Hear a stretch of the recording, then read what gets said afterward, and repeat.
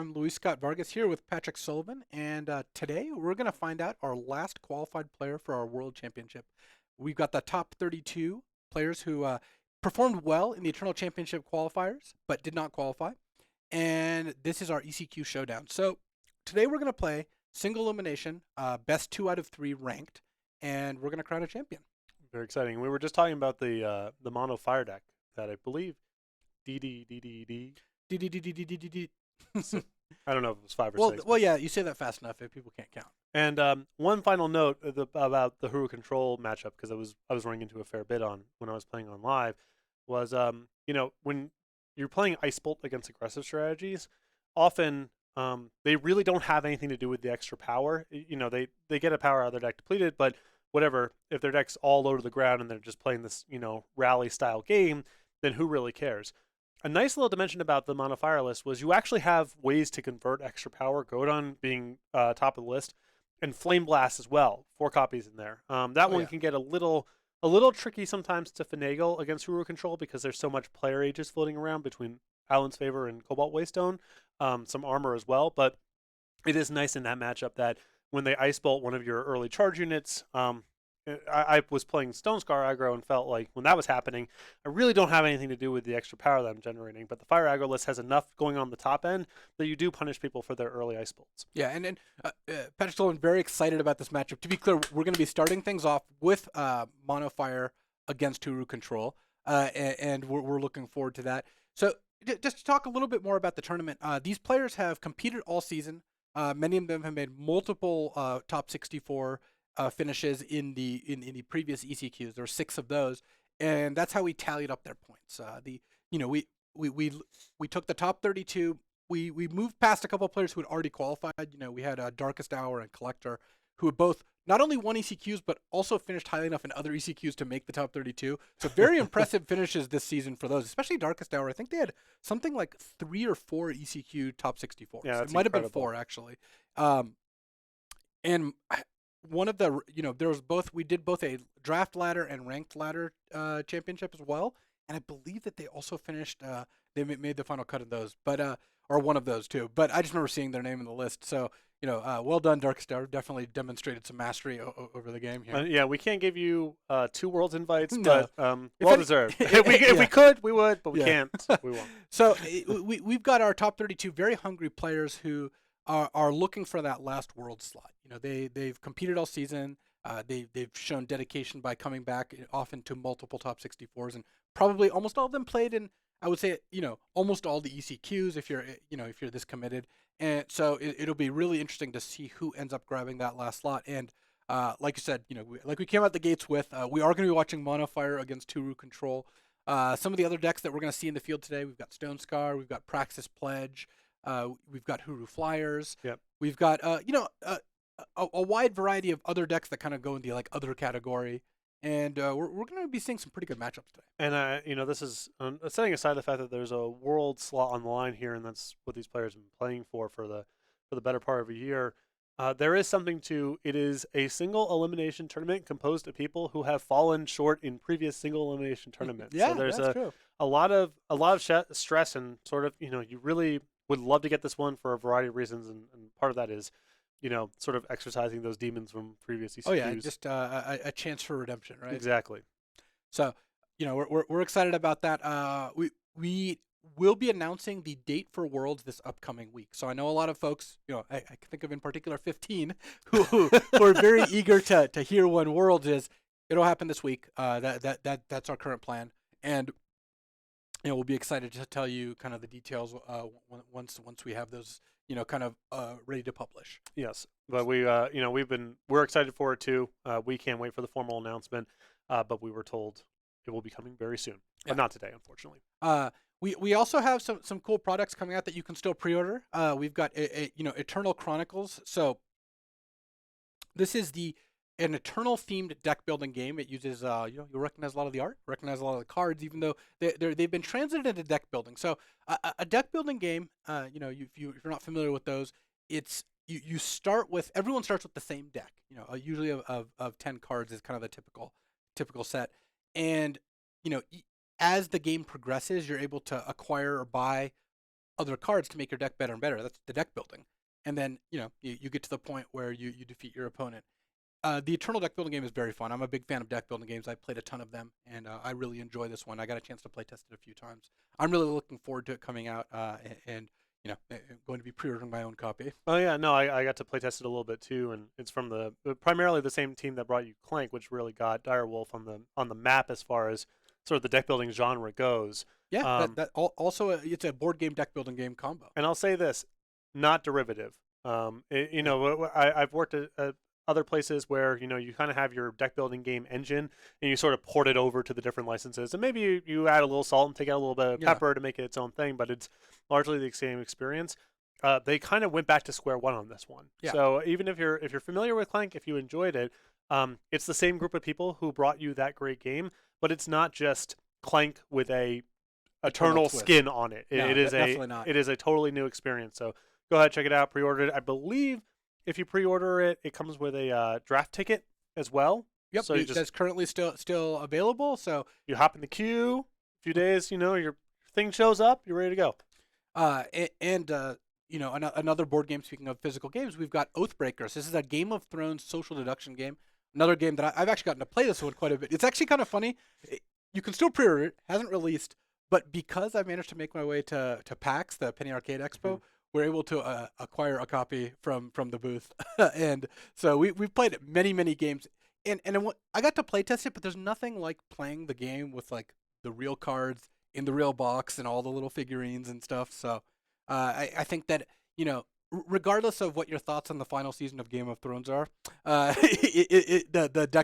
social deduction game, or the game, final 5 seasons or whatever, wherever you draw your own line. Yeah, the social deduction game is a lot of fun. So if you like games where you're trying to figure out who the conspirators are, who the loyalists are, super fun. It's a lot of fun. Yeah, and that's another one where I think that the team made real efforts to dive into the property and make it really feel like a Game of Thrones experience. Oh, yeah. It was a lot of fun. A couple play tests, saw BK and Chapin have like some beef that carried over into lunch. It was really fun. Obviously it's an incredible license, a great opportunity for us, and that one's a lot of fun as well if you're kind of into those social deduction, werewolf, mafia style games, whatever you want to call it. Yeah. But again, I think something that I really appreciate about the designers here and the other departments as well is it's really not good enough to just get a sweet license and put some cookie cutter skin on it and then put it out the door. There are real efforts made to make it a great game in its own right, and then also happen to lean into these like fantastic properties that we get an opportunity to tap into. There's definitely resonant flavor there that rings true if you're a fan of the books or the show. Oh yeah. No, it's I mean, Game of Thrones is like a massive cultural event. Like, it's phenomenon. it's sort of got past the point of even being a television show and became its own like separate cultural event. So really cool to be able to touch that in our own little way and come out with a game inspired by it. Yeah. All right. So getting back to today, we're going to be starting fairly soon here. As soon as the round starts and the players are ready. A couple notes on the logistics today. So we have deck lists, and the players have the deck lists for all of their opponents. We end up distributing those so that there's no disadvantage to being featured.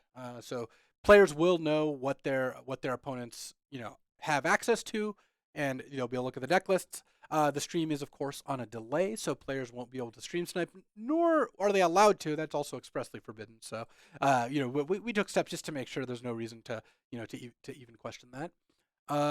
We're also going to be watching the top 4 like we do in the ECQs consecutively. So once we get to the top 4, we'll get to watch every single match remaining. And in the rounds up to it, one of the awesome advantages of having a digital platform is we're going to watch our first match. It's got Mono Fire in it. Might be pretty fast. We're just going to hop into another match. We're going to watch matches until the round is done. Yep.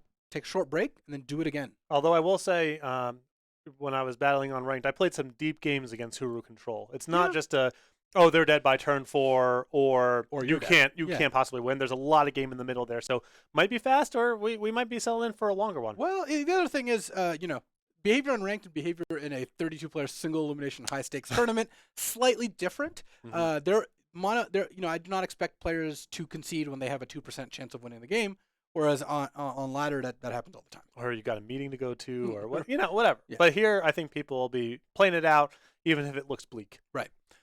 Alrighty. It looks like the players are ready, so let's head down to our first match of the ECQ Showdown.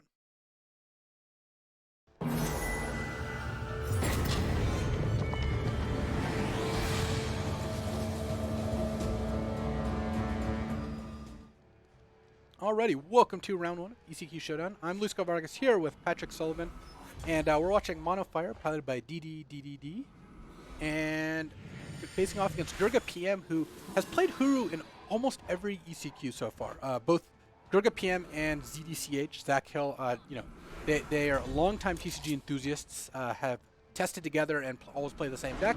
Both of them are in the top 32 here, and looks like they've kicked things off with some card selection, Island's Favor, a Scout, here and there, and facing down just against a turn 2 Rakano Outlaw. Yeah, not the fastest start here from DDDDD, but on the Huru side here, we see a somewhat soft hand. It's nice to have multiple forms of player Aegis, and the Harsh Rule both in hand and on top. Those are nice as well, but the rest of this hand, a little light on defense. Defiance will help there, because that actually is a relevant play for this turn. And Harsh Rule, on 5 is good, but Pristine Light doesn't have any particularly good targets right now, or rather, things that would be affected by it. In fact, double damage on Sensari Brigand does a pretty good job of getting around that, even though it does deal 4 a turn. Yeah, it'll be interesting to see here if you want to use the Defiance and save 4, or just absorb it all and try to get as much equity as possible from the Harsh Rule. Looks like wants to defend a little bit here. And this is the sort of thing you do when you've got a deck that can convert cards into advantage pretty easily, because paying 1 card to gain 4 health is not something you do in many matchups. This might be the matchup where it's well worth it. Yeah, you get the card economy back in a bunch of other spots, and with a player Aegis, and now with the clan tactics in hand, plenty of opportunities to defend yourself against the second wave. You just don't want to get too low and get punked out by some charge units. Though DDDD also, well aware of Harsh Rule, chose to play a Grenadin last turn instead of a higher value Grenadin Drone or Oni Ronin. It was an interesting spot because the Defiance represents some amount of, well, maybe there isn't a Harsh Rule next turn, but also the Sensari Brigand is threatening enough that maybe you just want to save the 4 points. So DDDD kind of split the difference there, added a little bit more to the board in the event that there was no Harsh Rule, while also kind of keeping themselves protected in the event that there was a Harsh Rule. All right, here comes a Genève Merchant picking up a Hailstorm and basically just acting as a 1-card sweeper.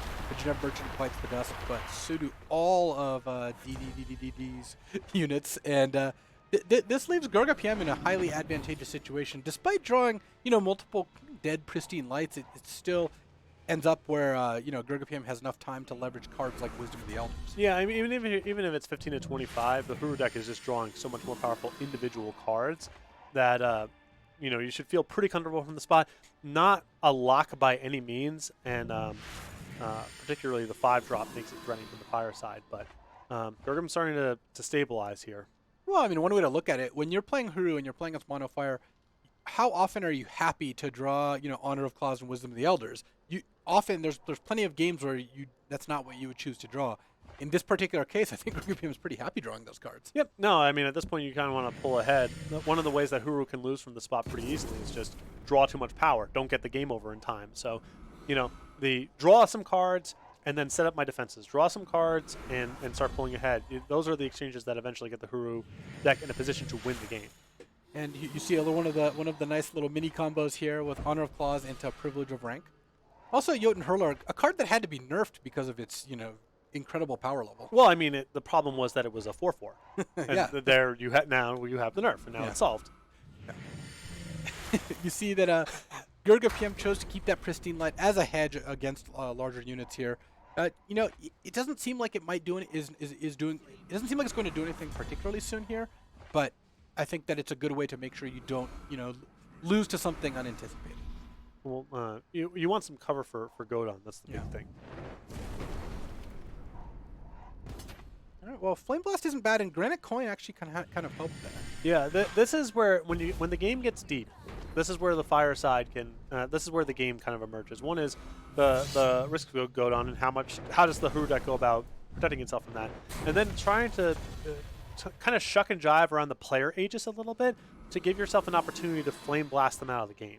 Oh, there's Godon, and This is the exact situation where the fire deck looked like it was out of at gas and is still just look at this, just 3 cards out of 0. So this is a straight up +3 here because Godon led to warping 2 other things. And even though Godon's gonna die here, this actually leaves Gurga PM in quite a bit of trouble. Right, and the pristine light there's really nothing to do with it now, and you don't want to take the 5 and hold back the clan tactics. So kind of a rock and hard place there.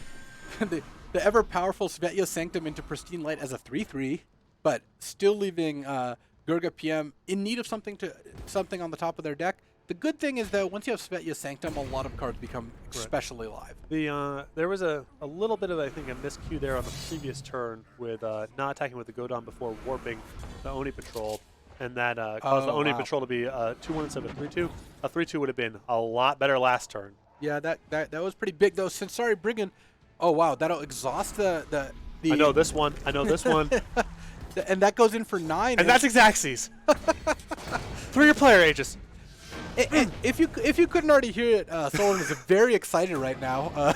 I know this one. It was looking bad, and you were able to kind of sneak out the last couple points of damage. Just early in the morning, man, gets my blood up. I never get tired of it. Yeah, this is I've never seen Sullivan this excited, except when I told him he wouldn't have to do commentary with BK. Come on. One day we'll get the all jersey booth. Yeah, one of these days, that'd but be good. maybe not today. All right, well, that was the exact kind of game that the Hooter deck wants to play. Yeah. They on turn 6 or 7, the Fire deck had nothing in play. The Hooter deck had an Aegis, had plenty of health, had a bunch of card draw. A couple turns later, the Fire deck not only was defeating the Hooter deck on health total, but also just up a bunch of cards. Even if Gurga PM had drawn a Harsh Rule or something, I think that the Fire deck was just going to be fine. Yeah, I mean, you saw. I mean, that's really the innovation for this mono Fire list and the way that it can hang in a game against Huru, and why the game isn't just Hailstorm, you're dead. That's the end of the game. You saw Flame Blast there deal a ton of damage, and you saw Godon there also deal a ton of damage. I guess he get hit with the clan tactics, but then the Pristine Light didn't have anything to line up with, but brought a second wave of units alongside with it, and that wave was able to finish out the game. Yeah, I wonder had Gurga PM not kept that Pristine Light and instead kept the Wisdom of the Elders that they chose to discard or put on the bottom of Strategize. Because Pristine Light, even though it does kill Godon, you take 5. So maybe you just needed to keep Wisdom and try to get something going. Well, there could be some amount of, like how experienced are you in this kind of matchup? I think that it's really easy to, when you're playing against a deck like Fire Aggro that has this reputation of just, once you handle the first wave, it's kind of just over. Then just keep stuff that kills opposing units, and eventually you win the game. It doesn't really matter that much. And that's just not the case here. The players are ready. So let's head back down to game 2.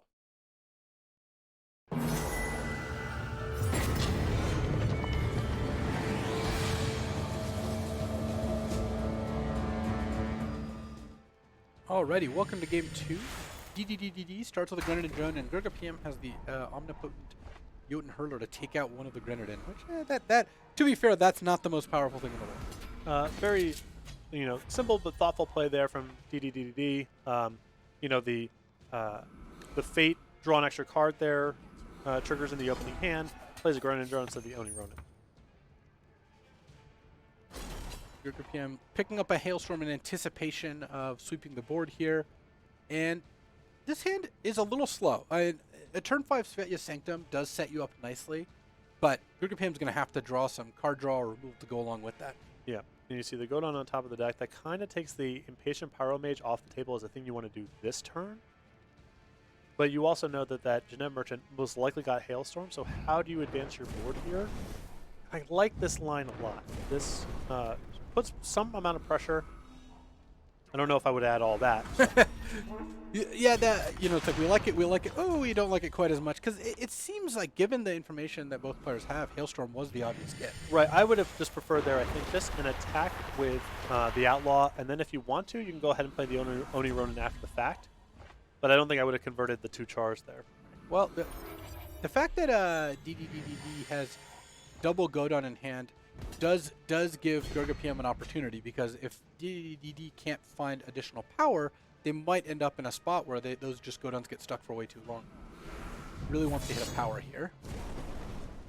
Well, actually, if Oh, seeing Godon on top means that the Pyro Mage still effectively draws a card because that Godon was never really going to do anything, but it's still way worse than finding a power. And I was going to say that Gurga PM's hand here was not all that well set up to leverage the Sanctum rather, because you have this harsh rule, doesn't play that well, and the clan tactics only makes it 2/2. Privilege of Rank really ties this all together very nicely, because the 3/3 trumps a lot of the 2/2s that are coming out of the fire deck. All right, so we might see Privilege of Rank into Genève Merchant here, which kind of establishes a board for Gurga PM, as well as giving them something to do on the next turn. Yeah, and very fast Choreobat Palace. Once you have some position on the board, it's very challenging for Mono Fire to just work its way through that many, large Aegis units, the endurance locking you out of being able to crack back. Gurga PM at a very comfortable 19. This is a commanding position. And the difference between this game and last game is that DDDDD is stuck on 4 power and can't leverage Godons, which they have multiples, or Flame Blasts. And with the Svetya Sanctum in play a bit earlier, we're seeing a lot more pressure. And in fact, the Mono Fire deck just packs it up and decides, you know what, I'd rather just try my chances on the play. We were at a point of no return there. I guess there is a chance there that you play your Godon, don't attack, and then hope that the next turn produces this flood. The problem is that the team going berserk is he's just going to be chump blocking and not really be able to work his way out. I don't think that was gonna work out particularly well. Yeah, you could, I think you're probably sub 1% there, but maybe a slightly early concession, but very likely that you're going to game 3 there regardless. When you play Mono Fire, you don't play just to hang around and hope you win. No, I can't begrudge an early concession. No. So, as we're going into Game 3 impartially with no rooting interests in mind, we're going to see who reigns supreme, the Mono Fire deck or the Huru Control deck. The other thing is, if Mono Fire can defeat Huru Control, that's a pretty good sign. There's a lot of Huru Control decks floating around today. The matchup was, my experience was, it was by no means a lock, and also, all the Huru Control decks are all different, and some are more tilted towards aggro than control. But it felt like you had the tools there. You had a really good early game. If they stumbled, if they hiccuped at all, you could run them over in traditional Mono Fire style. And Flame Blast and Godon gave you a hope in the games that ran a little bit longer. Yeah, and we saw that in Game 1. In Game 2, we actually saw the Fire deck stumble because it didn't have enough power. Not which normally a mono faction aggro deck kind of runs into more issues when it draws too much power as opposed to too few. I think this Fire deck doesn't really have that. No, Godon and Flame Blast are both. It's not just 5. Like 6, 7, 8. Like you can convert it all if you draw one of your big spells. It does make Ice Bolt a much larger liability than it might have seemed to be at first. Yeah, I mean people. I think they traditionally feel very comfortable just like, oh, you're Centauri Brigand on turn 3, just fire it off. And no, you jump ahead of schedule to 5 and beyond, and this Fire deck can do some really powerful stuff. Alrighty, it looks like Game 3 is ready, so let's head down and see who wins.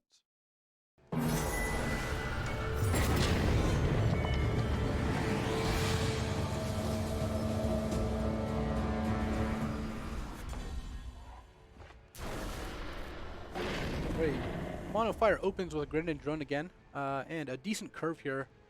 Though Impatient Pyromancer not always what you want to play on turn 2. Doesn't have a ton of utility there. No, I think you probably want to hold off. You at least want to give yourself an opportunity to hit a Fire Sigil, and with a Godon on top, then it's very obviously off the table. And looks like DDDD is also impatient. Just doesn't want to bother drawing that Godon. Wants to just excise that and hope that that leads to better draws over the next turn. I guess you're hoping here that you just it just gets you to spike your 3rd power to Centauri Brigand. Didn't quite get there, and looks like Defiance killing the Impatient Pyromage or Pyromancer means that DDDD is almost surely going to drop a Grenadine Drone this turn. Yeah, I mean you don't mind getting hit with a Hailstorm here when your leftovers are also vulnerable to Hailstorm and quite powerful. And once again, the Mono Fire deck, kind of feeling a lack of power here, and really would like to just draw a bunch of sigils in a row. Yep. Although there is something to be said for, most of your spells are good and castable from here, and your power draws are also good. But yeah, hitting number 3 here would be huge.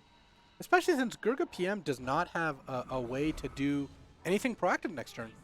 I guess the best they could do is cast a Wisdom of the Elders and hope to draw Defiance. I But mean, with DDDDD missing power drops there, that Ice Bolt you really don't want to play here. I mean, that's you're risking a whole lot of follow up. But also, what else are you doing? I mean, playing Wisdom of the Elders this turn is not that great. and DDDD is just going for it, attacking for enough damage that Gurga PM feels compelled to Ice Bolt the Sensari Brigand. That's going to give DDD the 5th power for Godon. So we're going to see not only a big hit for 7 here, Gurga PM with no plays. I mean, this Char is... him. Char him. Oh, this... Char. Well, they have player ages. It may not be good next turn. And Gurga PM, at this point, I think it's just dead. Oh no, they get to transform their clan standard. So they have clan standard for the Sensari plus Ice Bolt for the Godon, putting them to 2, and then there's a Char. So actually, it looks like DDD has things under control here. Hmm. And at this point, whether or not DDD plays Godon doesn't make a difference because it's just lethal right now. All right, here comes Godon. And here comes an attack for, 4 Grenadin are lethal. Clan Tactic can take care of the 3-2. Ice Bolt can take care of, It's Xaxes again. Either way. And here we go. The 4 Grenadins get in there, and all of a sudden, we've got a mono fire deck in our top 16. Congratulations. A very tight matchup there. But the Huru deck, there is a lot of pressure on them. You kind of saw both ends of it. It's the squeeze that the fire deck can put you in. You saw game 1 where it looked like the Huru deck had stabilized pretty easily, had cast a harsh rule and was up on cards and playing Honor the Claws and Wisdom of the Elders, but just got buried in a deep game by Flame Blast and Godon. And then the other side of it, which is just, here's a bunch of early stuff. Do you have a bunch of Defiances? Can you find your Hailstorm in time?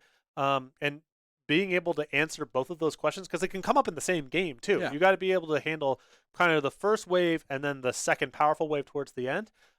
It's not impossible for Huru Control to do that, but it is challenging, and fell a little bit short of being able to do it there. Yeah, so congratulations to DDDDD for advancing, and Gurga PM, better luck next season. We've got a string of good finishes this season, came close, did not quite get there.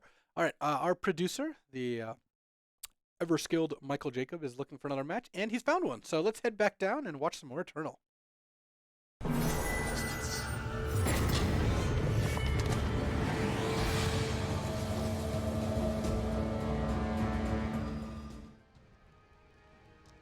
Alrighty, welcome to what looks like Game 3. Ander 1345 playing against Taboo. Stone Scar here, battling against kind of the tri-faction. We've got Gift of Battle stand together, almost kind of like a mid-range combo deck. Buff Hojon, make Hojon do some good things. Pearl Abbey Smuggler grows with almost anything you do. Yeah, I guess you can call it kind of a Spells Matter aggro deck.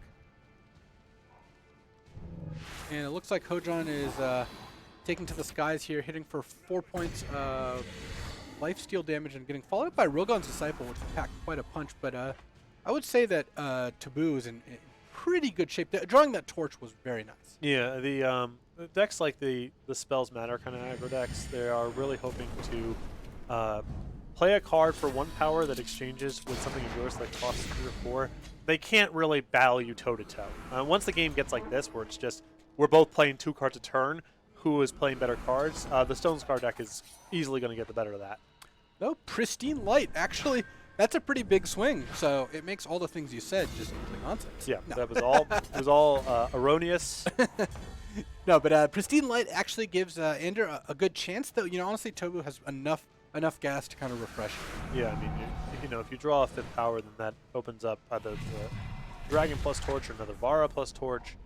And as good as that Pristine Light was, Ander's kind of running out of stuff. And Tobu with enough health to really just take hits and not have to make unfavorable blocks. Right. A block there with Vara is really risky in the face of Stand Together. So wisely, just no blocks. You gain so much coming back. No reason to risk it. All right, here comes a shakedown. So Ander, it's gonna likely prompt Ander to play this Stand Together here. Oh, it does not. Interesting. I guess that the Gift of Battle on Hojon is appealing enough. I think it's probably due to the Vara shutting down Aegis. There's just not a lot of value to be gained by +1/+1. Yeah, but it does count as +2/+2 for the Pearl Ivy Smuggler. I guess the Gift of Battle also buffs it, Right. equally. I mean, if you can't remove Vara, it's possible Gift of Battle gives you a better shot of cobbling together some sort of backdoor combo kill than the Stand Together does. Right. If you draw like a Levitate or something along those lines. Chain together a bunch of just spells off of Levitates or whatever. Though the on the other side, you're just giving Tobu the choice as opposed to taking away the choice from them. And in general, like unless you think they're likely to make a mistake, Tobu has more information because Tobu knows what's in there. Sure. Yeah, I don't know if there's a much of an edge to be gained in either path, but maybe just cutting out the decision's the thing to do. All right, are we going to see Gift of Battle here on the Smuggler and then an attack with a threatening an Ice Bolt on the Vara if there's a block? I mean, a Berserk attack here could be worth, 10 damage if necessary.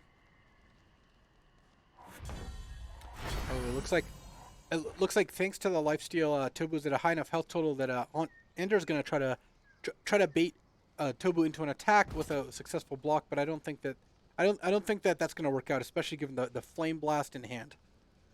Yeah, I mean it's really hard for Tobu to expose themselves to too much risk here.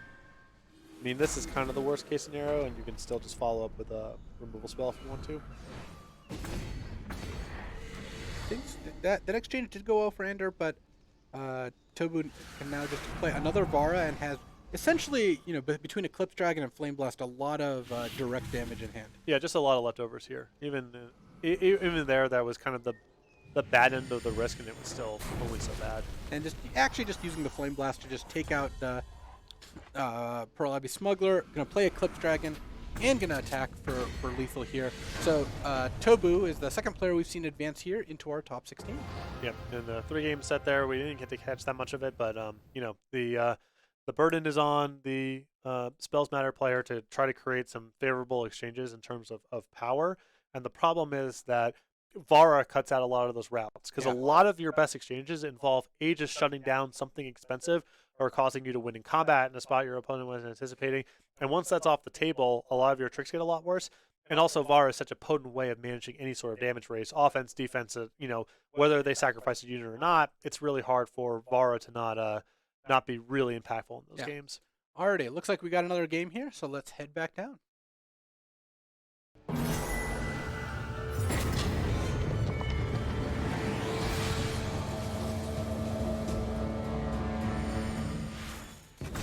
Alrighty, welcome to Game 3 of this ECQ. This is M. Costa playing in ZDCH. These players have battled plenty of times, and we've got M. Costa on Stone Scar and ZDCH on the same Huru deck that Durga PM was playing in the first match we watched.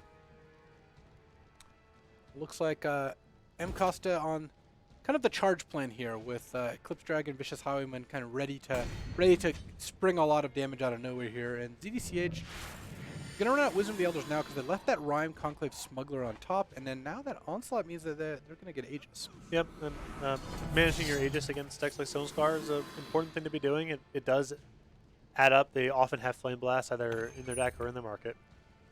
And this looks like potentially a Korrivat Palace pickup, especially since Impulse doesn't have anything in play, though. I don't think that ZSH is going to expect potentially multiple charge units to hit the board next turn.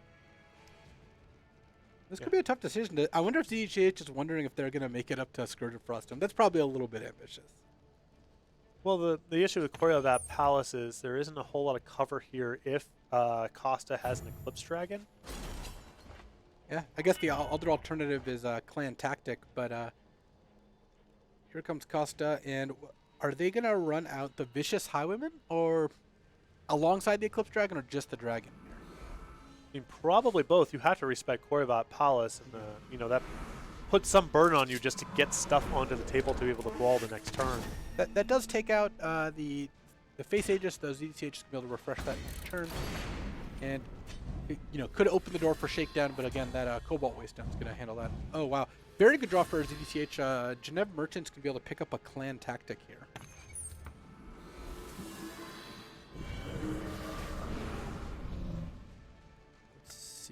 I think it's just going with Choreobat Palace. Not enough power to do everything in one turn, which might turn on the Shakedown if Costa can draw something to knock off that Aegis. Well, Ixchel Merchant on the other side can actually just cash in that Shakedown. Flame Blast, not lethal. Jawbone Greatsword doesn't quite do the trick. Well, the play that you can do here is you can attack with your Eclipse Dragon, and I guess you have to wait a turn because you don't want to give ZDCH an opportunity to reset their player Aegis, so you could keep the Shakedown and next turn go get a Flame Blast and try to do everything in one shot, but you might be bottlenecked on power at that point. I guess Costa's feeling like their position's good enough here that they can just remove the Palace and play a deeper game. Potentially just play a Statuary Maiden to keep that 6/6 Merchant off your back. Because otherwise you are running into potential issues if that Merchant just goes goes aggressive. Yeah, I get antsy trying to play defense against Hero Control. I feel like the burden is on you to get the game over with. But I mean, yep, Costa is at 7 here, facing a 6/6. All right, Clan Tactic the draw for CDCH, and here's where, I think that Merchant might be staying home. There's just not a particularly compelling get, especially given that you'd have to give away a Clan Tactic, which might be the card you want anyway. I think Clan Tactic, yeah, it's better than any card available in the market right now. Well, no, I think it's tied with Clan Tactic. Sure, yeah. Great insights.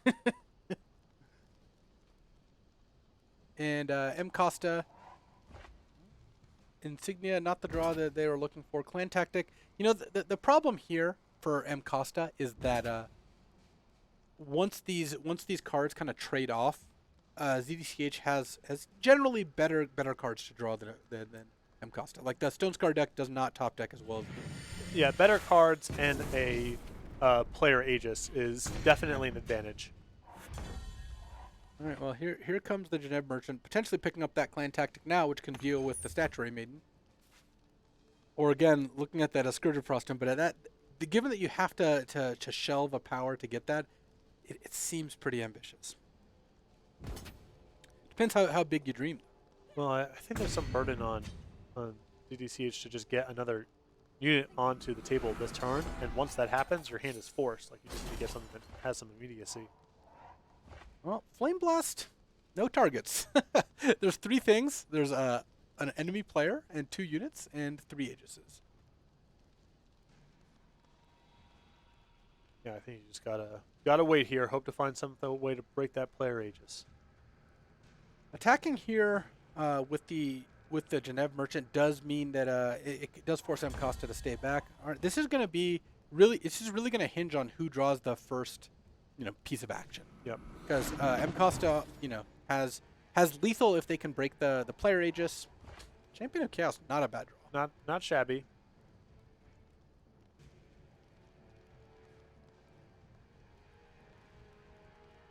And does that prompt an attack from Statuary Maiden, or is that just too risky?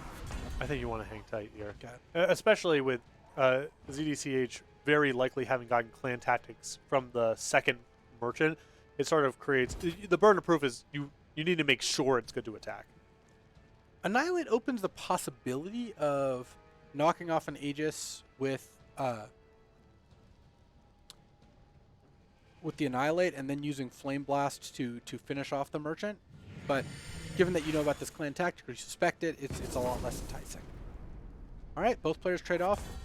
There's a harsh roll, but that doesn't give ZDH an advantage. In fact, we'll give M. Costa 2 cudgels if that is. Well, it breaks off the player Aegis as part of it, and then the Flame Blast is back online. So again, I don't think ZDCH can make a move here. First of all, his position's not really that bad, and it's very easy for Costa to have a Flame Blast in hand that finishes this game off. Desecrate, not the play you want, especially since even if you desecrate an Aegis unit, you still take the 3 damage. Right. So gonna have to hang tight. I'm gonna say that is not a good draw. All right, M. Costa passing the turn back. This is exciting. So ZDH could draw another Smuggler or Merchant. Could draw an Ice Bolt, take out Statuary Maiden, and that will do the trick. That is one of the few proactive cards in ZDCH's deck, and looks like Matt Costa is going to lose a nail biter here. Yeah, had a lot of really big draws, And it's the sort of thing where you're going to wonder afterwards, should I have just pulled the trigger on Flame Blast or Annihilate? Should I not have attacked with Statuary Maiden when they were at 9? That's the big one. I mean, when you do that Statuary Maiden attack, you open yourself up to a few things. One is Desecrate is offline now because you fall to 1. And the other is now your position is a lot more tenuous. You can't afford a hit from anything. Also, snowballs. Snowballs, it's possible it complicated. You could have held the shakedown to try to break the player aegis at some point. It's possible falling to 1 keeping a Nightfall card off the table. There were a lot of consequences there. Yeah. Getting that hit was a big deal too. So, it's not just a straightforward mistake, but it was a very calculated risk, and falling to 1 there just opened up a wide array of draws for ZDCH to end that game, and they found one in that Ice Bolt. All right, looks like we got one more match still going here, so let's head back down and close out the round.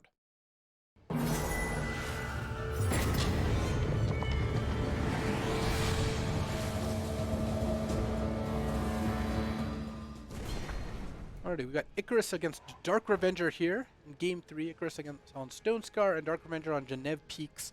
Got a pair of Hearts of the Vault. Two hearts that beat as 1. And they are facing off against Avara, but this is the kind of situation Genève Peaks wants to get into. Once you started deploying your 5+ cost cards, your 6+ cost cards, you do run the opponent over fairly quickly. And it's not easy for Stone Scar decks to get Heart of the Vault off of the table. You have a lot of stuff that can deal 5. You can play with Annihilate. That obviously doesn't touch it. So that card is extremely powerful in its own right and is especially problematic for Stone Scar. Vara's going to march in, trade for one of the Hearts of the Vault. Then Icarus is going to follow things up with an Ixton Merchant.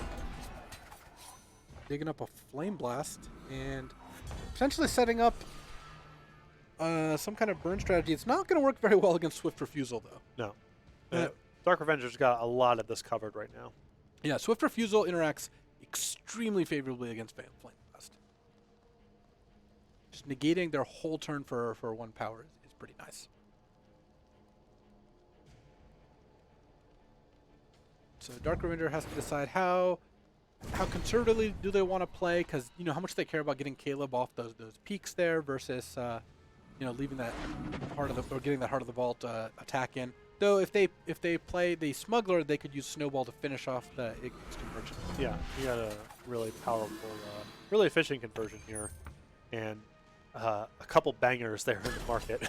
Oh yeah, Molat Nakova is ready to roll here, and I think that despite the large health total discrepancies, Dark Revenger kind of has this one in the bag. And it won't, even with Chris 36, I don't think it's going to take very long. No, it'll be relatively fast. Dark Revenger wondering, am I winning enough to just keep this Heart of the Vault back to protect against like multiple charge units or something? Deciding, yeah, I guess that's implausible. Yeah, it would have to be something like Desecrate plus Vicious Highwayman is the turn that you're fearing there? I don't know. It seems very unlikely, whatever it is. Well, I mean, Shakedown is actually not the worst draw in the world because it does trade for that Swift Refusal. So that does open the door for Flame Blast, but Dark Revenger is at a little bit too much health, I think, for that to matter. I guess what can happen here is Icarus can go Torch this turn, Flame Blast next turn, and then draw another Flame Blast or Torch. Possibly, yeah. That doesn't seem completely out of bounds here, because Icarus is going to have a couple turns at least. The rarely seen wasted gun down on the Genève Peaks there, or on the Howling Peaks there. And in comes Molat Nakova. I still think this is lethal exactly for the next turn. This is 18. The snowball is 16. I guess with the snowball, it is actually exactly lethal. Assuming that the Howling Peak Smuggler sticks around. All right. Well, there's an Eclipse Dragon. See, here's the thing: is Icarus can Flame Blast Dark Revenger down to 3. Doesn't look like they have lethal unless they've been keeping track of all the hurlers and snowballs, but they might not have been able to suss all of those out. Looks like potentially they did. They're going to lead back that Eclipse Dragon, but I think it's just going to be too little, and looks like Dark Revenger is going to be in pretty good shape here. I suppose if Dark Revenger attacks with the Smuggler, they could end up in a spot where the Eclipse Dragon plus the Flame Blast deals lethal. And now equivocate. I mean, the goodies off of Caleb Oh, there. yeah. That's way too much. Equivocate plus Torch and a Swift Refusal to cover the Flame Blast. Dark Avenger has this covered 3 ways from Sunday. And they are going to go ahead and move on to the top 16, joining the other 15 folks who are lucky enough to win their matches. I have not found that matchup to be all that great for Stone Scar there. The combination of Howling Peak and Heart of the Vault are just two really problematic cards in isolation that together are very challenging to beat, and that's what we hopped into. Also, the multiple Swift Refusals in the Genev deck there look pretty good against someone whose plan large, often will revolve around a top deck Flame Blast. Right, you want to have some sort of cover there. You can do it via player Aegis, although that's not the most reliable for a variety of reasons. Swift Refusal there is going to cover it very cleanly there. So even with the health total a little bit low on the Howling Peak side, it always felt like they were largely covered because Swift Refusal could cover the worst of it. Alrighty, so that's our first round. We're going to be back in just a couple minutes with more Eternal action. So we will see you then.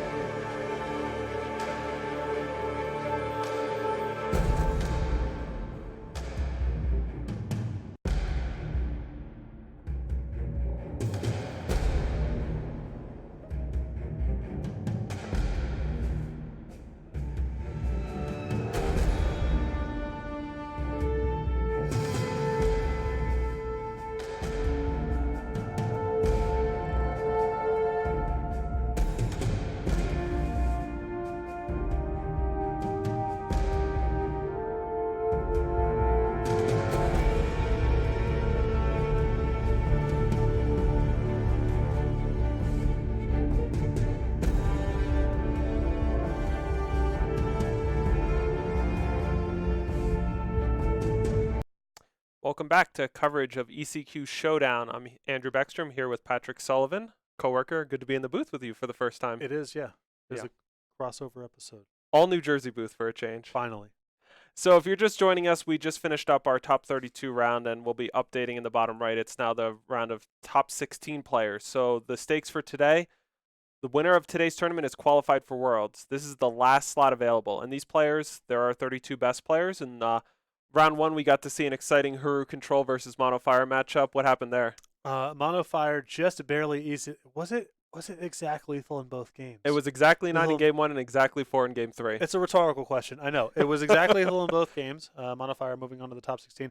We got to see, kind of one of the defining matchups of the format of Huru Control in the hands of ZDCH Zach Hill against Matt Costa playing Stone Scar. I don't know if you want to call it mid-range or aggro or whatever, but whatever. Just a lot of the good Stone Scar cards, and ZDCH barely squeaking that one out and advancing to the round of 16 as well. And coming up for this round, we're going to be watching Gozu's match. Gozu's playing with a mono time splash justice strategy, 4 copies of Zumikon the Surveyor, the new 5-pipped time drop from Dark Frontier.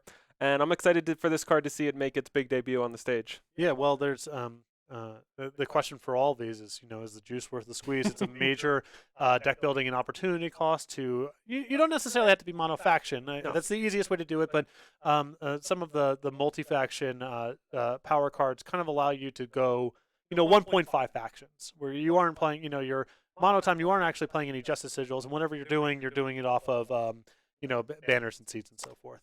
The cards are extremely powerful. Some of them are, vulnerable to removal and all the usual stuff, but we're getting to see some of them kind of make their high-level ranked debut in this tournament. Zumikon coming up here shortly, and Godon on camera in the first round. Yep. And the Justice Splashes in particular for Sword of Unity and Stand Together, so that extra instance of AoE age is particularly good in a Huru Control metagame. Yes, and it plays really well with Zumikon in a couple of ways. One is, obviously giving that thing Aegis makes it very hard to assail, and also there are some spots that come up with Zumikon where you actually are generating some explorers and then Stand Together and Sword of Unity play very well when you have a wider set of units going on. All right, players are ready to go, so let's get going down for top 16 action.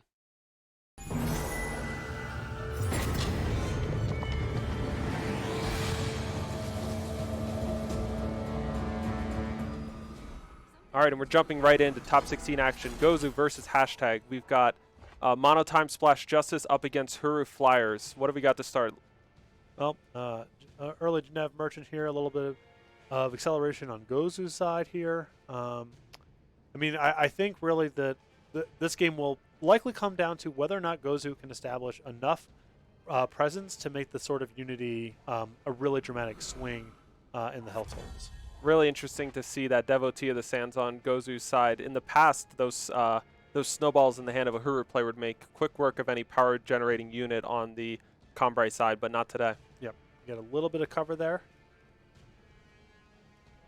Looks like whose turn? We're on Hashtag's turn. They're starting off with a Genev Merchant. It looks like they got that Sheltering Rider out of the market. Looks like a pretty solid turn 4 play. Just start beating down in the air. I think these copies of Desert Marshal are going to be very good for Gozu in this matchup. There's just a lot of text boxes, even with Sheltering Rider. Knocking off the Aegis is good enough.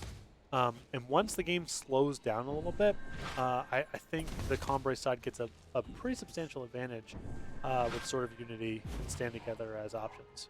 Look at that play. Double Desert Marshal. First knocks off the Aegis, then completely silences the Sheltering Rider. And we see a Zumikon on top of the deck with Warp, but unfortunately still 2 time pips away. Yeah, that is part of the issue of playing Zumikon alongside the time units that can bump you ahead in maximum power is you can accelerate yourself up to 5, as Gozu has done here, but you don't necessarily have the requisite time pips to be able to play. Still important information for Gozu. If they didn't know that Zumikon was coming, they might have let that Temple standard transform, but now they've got some extra incentive to play it as an actual power, so they hit that 5th time influence. Yeah, you could play the Temple standard down, play a merchant, flip that merchant into something good out of the market, and then be really set up with Zumikon plus Sword of Unity for your follow-up plays.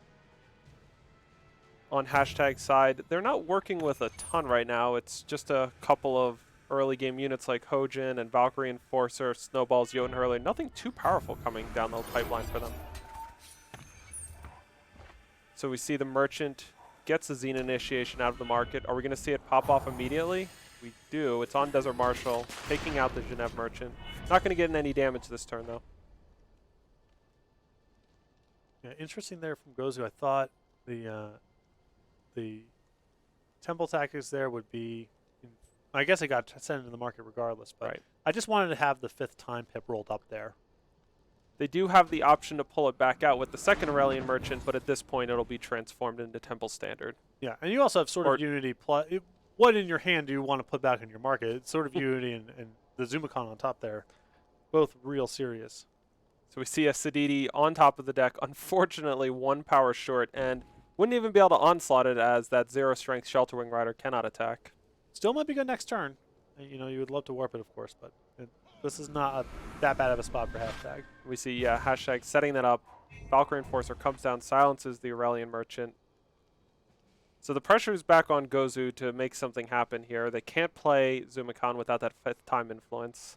1 power short now that the Aurelian Merchant's been silenced of being able to spellcraft that Sword of Unity. So kind of some medium options here. Well, and hashtag's pretty well set up here in that next turn you can attack with the Valkyrie Enforcer pretty safely. The Sidisi then will onslaught, generate a Curse of Provocation, and it's not really easy for Gozu to attack on the way back, so then the Curse can start getting to work. Critically, they had a Xena Initiation at the beginning of the game. They've already used it. Instead, that Temple Tactic, it went in, and now it comes back out. Yeah, I think I just didn't feel like there was that much pressure on Gozu on that Zen Initiation turn that you could have just set up your Zumicon, and then you can, if you want to, you can Merchant for your Zen Initiation, put that on the Zumicon, get an Explorer for your trouble, and now you have Sword of Unity as your leftover alongside an extra Explorer. And when you're playing these time decks, you have limited ways to interact with flyers typically, so it does make sense that you might want to be a little picky with how you use your killer effects. Valkyrie Enforcer hits for 3. Siditi comes down. Its onslaught is online. Curse of Provocation has been played on Gozu. So every turn that Gozu does not deal damage to hashtag, well, hashtag will get to draw a card. You see the Temple Tactic coming down. So it's potentially setting up the Siditi to play another Curse of Provocation the following turn. The nice thing about that Temple Tactic, though, is that it does open up the ground a bit, and Gozu will be able to both play a Sword of Unity, spellcraft it, and deal some damage, preventing the Curse of Provocation from drawing cards for hashtag. Yeah, you'd like to get in a big hit here, and from there, you know, if hashtag wants to spend their entire turn just playing Siditi, then if you draw Temple Tactics or some other way to interact, you know, how fast you're running hashtag down there, you will win that race. And we see Gozu continuing with the warps of bad news. Another Zumicon on top of the deck that they won't be able to play next turn. Fortunately, they were able to scare hashtag into not attacking, so that Siditi, when it came back down, did not onslaught. We just see an all-out attack here. Siditi blocking right up against that Desert Marshal. We even see a double block in case of a stand together from Gozu to ensure that the Desert Marshal goes down. Yeah.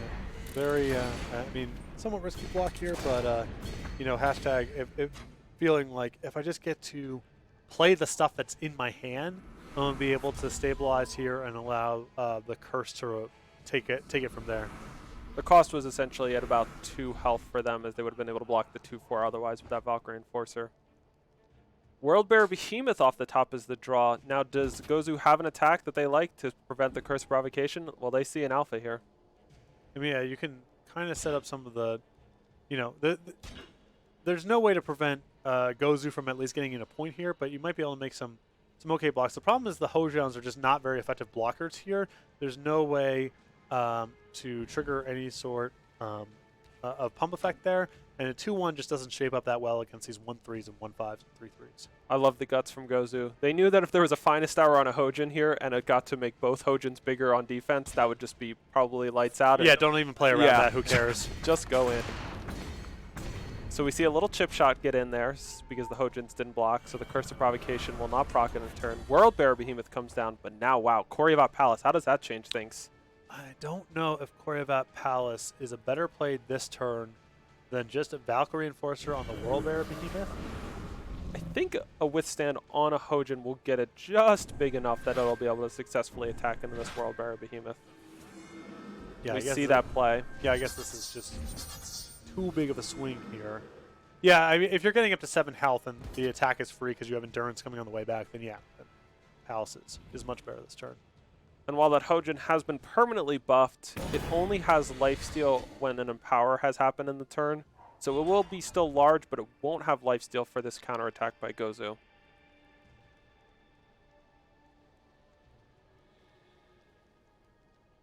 Gozu evaluating the options, deciding if they want to go face, go sight, how much is coming in, and they like bringing everything.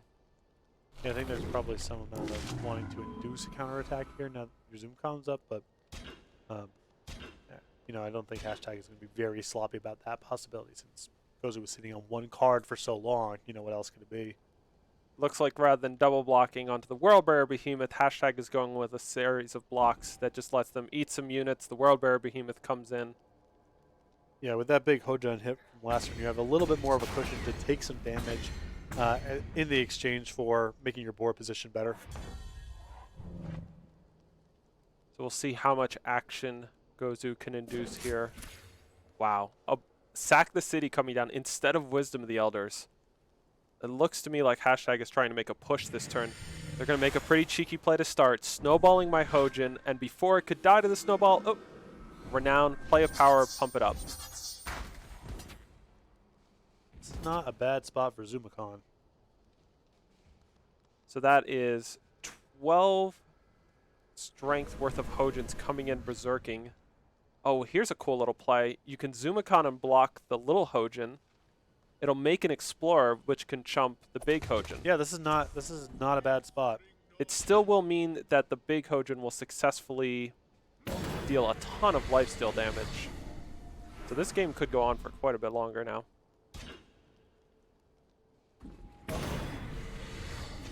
So now with Hashtag up to 26, does your attention turn to Koryavat Palace?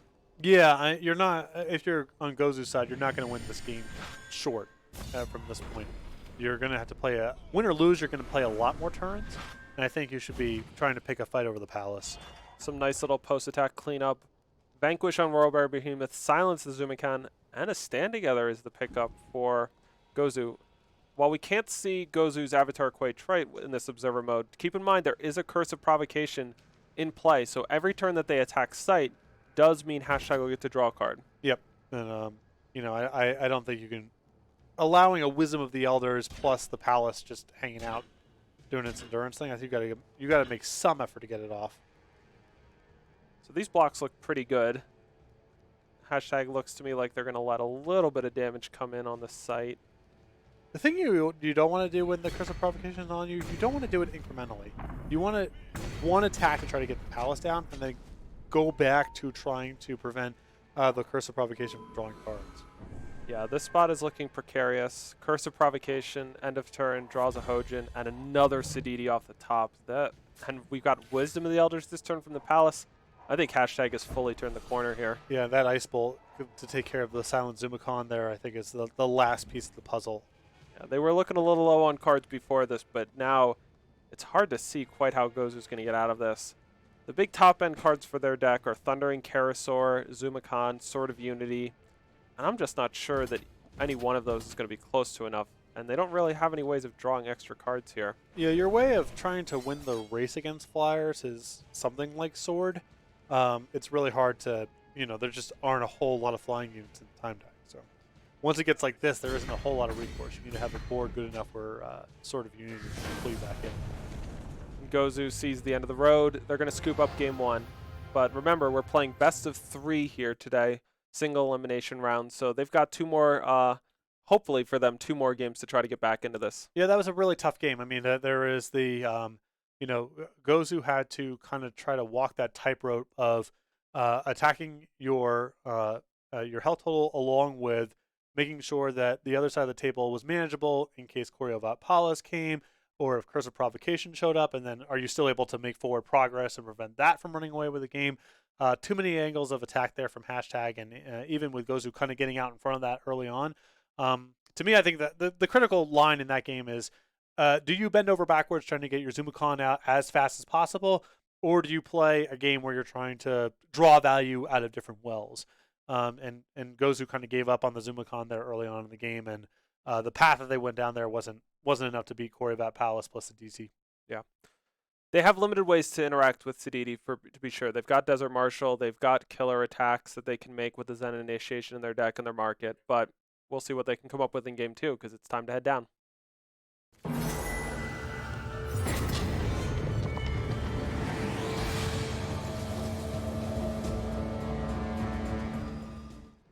And we're back for Game 2 of this round of 16 match in our ECQ showdown between Gozu on Mono Time Splash Justice and hashtag playing Haru Flyers.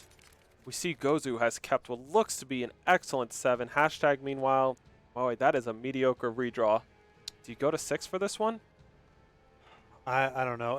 If I knew what was Gozu's hand, I would definitely keep because of how good the Jotun Hurler is here. It's right on the line. I err towards keeping these 7s, but maybe a mistake. The snowball is definitely huge, breaking up the amazing opening of turn 1 Initiate of the Sands on the play into an Amaranth Stinger. Her Insignia plus snowball, though, will mean that they get to slow that down for at least a turn. Yeah, I guess the hope there from Gozu's side is just they don't have undepleted Primal on the first turn, which is a possibility. No power off the top in the first 2 turns for hashtag, so things are starting to look real dicey. We're going to see Amaranth Stinger come down. No Defiance in hand for hashtag, so the Infiltrate will work. 5 Scorpion Traps go somewhere into the top 20 cards of the deck, and if you're hashtag, you need power at the top and Scorpion Traps way down. That's not a good start. Defiance off the top is really a turn too late. Well, not for the second Amaranth Stinger, which comes off the top for Gozu. So I think we'll see that exchange, but man, hashtag is going to need some help fast. Yeah, fortunately for hashtag, the rest of Gozu's hand, I mean, 5th power off the top is really bad because of World Beater Behemoth, but you do have Vanquish and Ice Bolt, and that Zumikon is pretty far away from doing anything. A temple standard is the draw for Gozu, so it gets them a little bit closer to World Bearer Behemoth next turn, and then Zumikon farther down the line. Decides not to just fire off the Zen Initiation to pump up one of their units. Finally, power sort of comes off the top in the form of Lingering Influence. Unfortunately, all it unlocks for hashtag this turn is an Ice Bolt. And hashtag would rather not use that Ice Bolt, save it for all those big units. So we see another attack for 4 coming in from hashtag, or for Gozu rather. And hashtag elects to wait off on the Ice Bolt. They're going to save it for something big, and something big does come down. Yep. The consolation prize here for Gozu, though, is now this is the 5th time influence there to unlock the Zumikon. Yeah. Another Defiance off the top, but hashtag will just save the trouble by using Falcon Force or Initiate of the Sands. Doesn't stop Gozu from being able to play Zumikon, that they were up to 6 power before. But it does hold, this Valkyrie Enforcer does hold off most of the board pretty well. Well, the play afforded to Gozu here, if they want it, is Zen Initiation on the Amaranth Stinger, take care of the Valkyrie Enforcer, hit for 2. Aurelian Merchant, throw away the Devotee. Now you're up to a bunch of maximum power. Get whatever you want to get, sort of Unity, Thundering Carousel, it's all good. And then you also have the power then rolled up with the Zumikon in hand. So we see all the parts of the line that you suggested. Expertly predicted by my booth partner, Patrick Sullivan. Still got it. Yeah, 2 come on in. Down to 8 now for hashtag. We see a Winchest Merchant for hashtag. They do have a power in the market, so they play the Huru banner. It does unlock the Defiance, but this sort of Unity is going to mean that everything is Aegis, and we got to be getting pretty close to lethal on this turn. Sword of Unity is just a ton. If you've got anything going on. Definitely one of the defining cards for this color, for this faction pairing. So, a little bit less popularity with the insertion of Vara into the metagame, but man, when it comes down and it's good, it is good. Gozu's board wasn't even good, and it was still just outrageous there. Going to game 3. So Gozu ties it up with their innovative Time Splash Justice deck, and we've seen all of the elements come together. The mono time element of Zumikon partnering together with that Justice Splash of Sword of Unity, partially made possible by that new power, that Combre Insignia. Yeah, it's the incentive to play the time cards is a little curious to me because in some respects, I'm not super into playing Whirlbearer Behemoth when Ice Bolt is a popular removal spell, and you have this low end deck, but you're playing with these cards that turn on Vanquish. But um, at the end of the day, if you're able to make your opponent kind of spend time just addressing the big stuff, and along the way you get to make a 1/1 here or 2/4 there, my Emerald Stinger connected, whatever. Sword of Unity is going to blow those games just right out of the water. And if any of your big stuff happens to stick, then I mean you pull way ahead on any of those turns. I think you could talk yourself a little bit into the time stuff because they've got so much cheap units which demand attention. Right. Initiate of the Sands, Aurelian Merchant, Tokas, Amaranth Stinger, Teacher of Humility. It's a ton to deal with. Well, you kind of have gotten to see both of it so far, which is in game one, the Huru deck are just sort of matching every step along the way, like slightly bigger and better stuff when you're playing your little stuff, and then the right answers for your big stuff. And they're the reverse, a hand jammed up with answers for big stuff while the time deck's going low. And then when they're finally ready to recover and address the little stuff, the big stuff requires an entire turn to answer because you can't allow them even one shot with any of those units. All right, well, let's see what we got. Game 3's ready to go.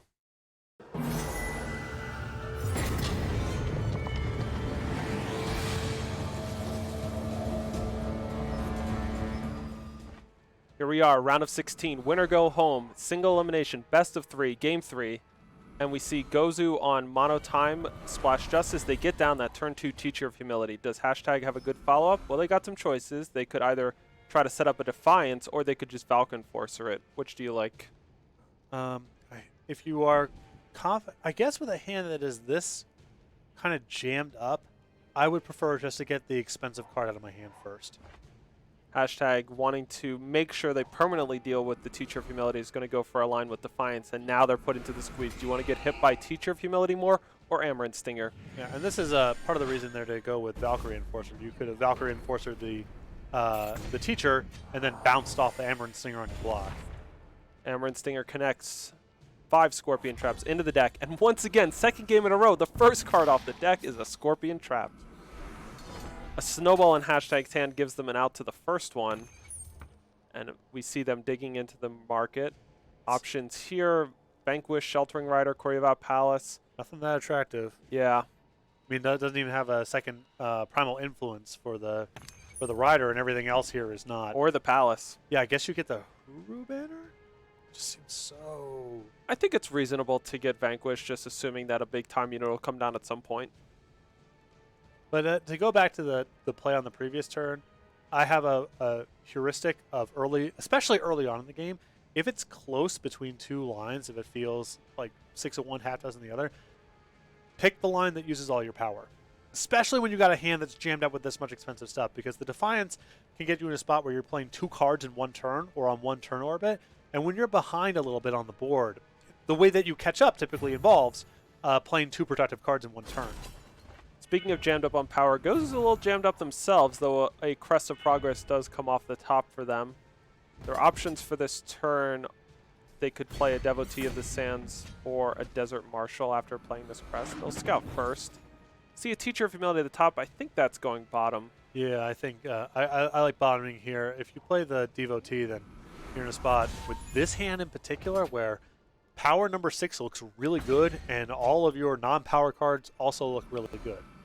So we see Siditi come down, put Curse of Provocation on Gozu, but I'll tell you, the Scorpions from Amaranth Stinger are a pretty nice way to deal with Curse of Provocation. They're not fun to block. No question. I mean, you're not.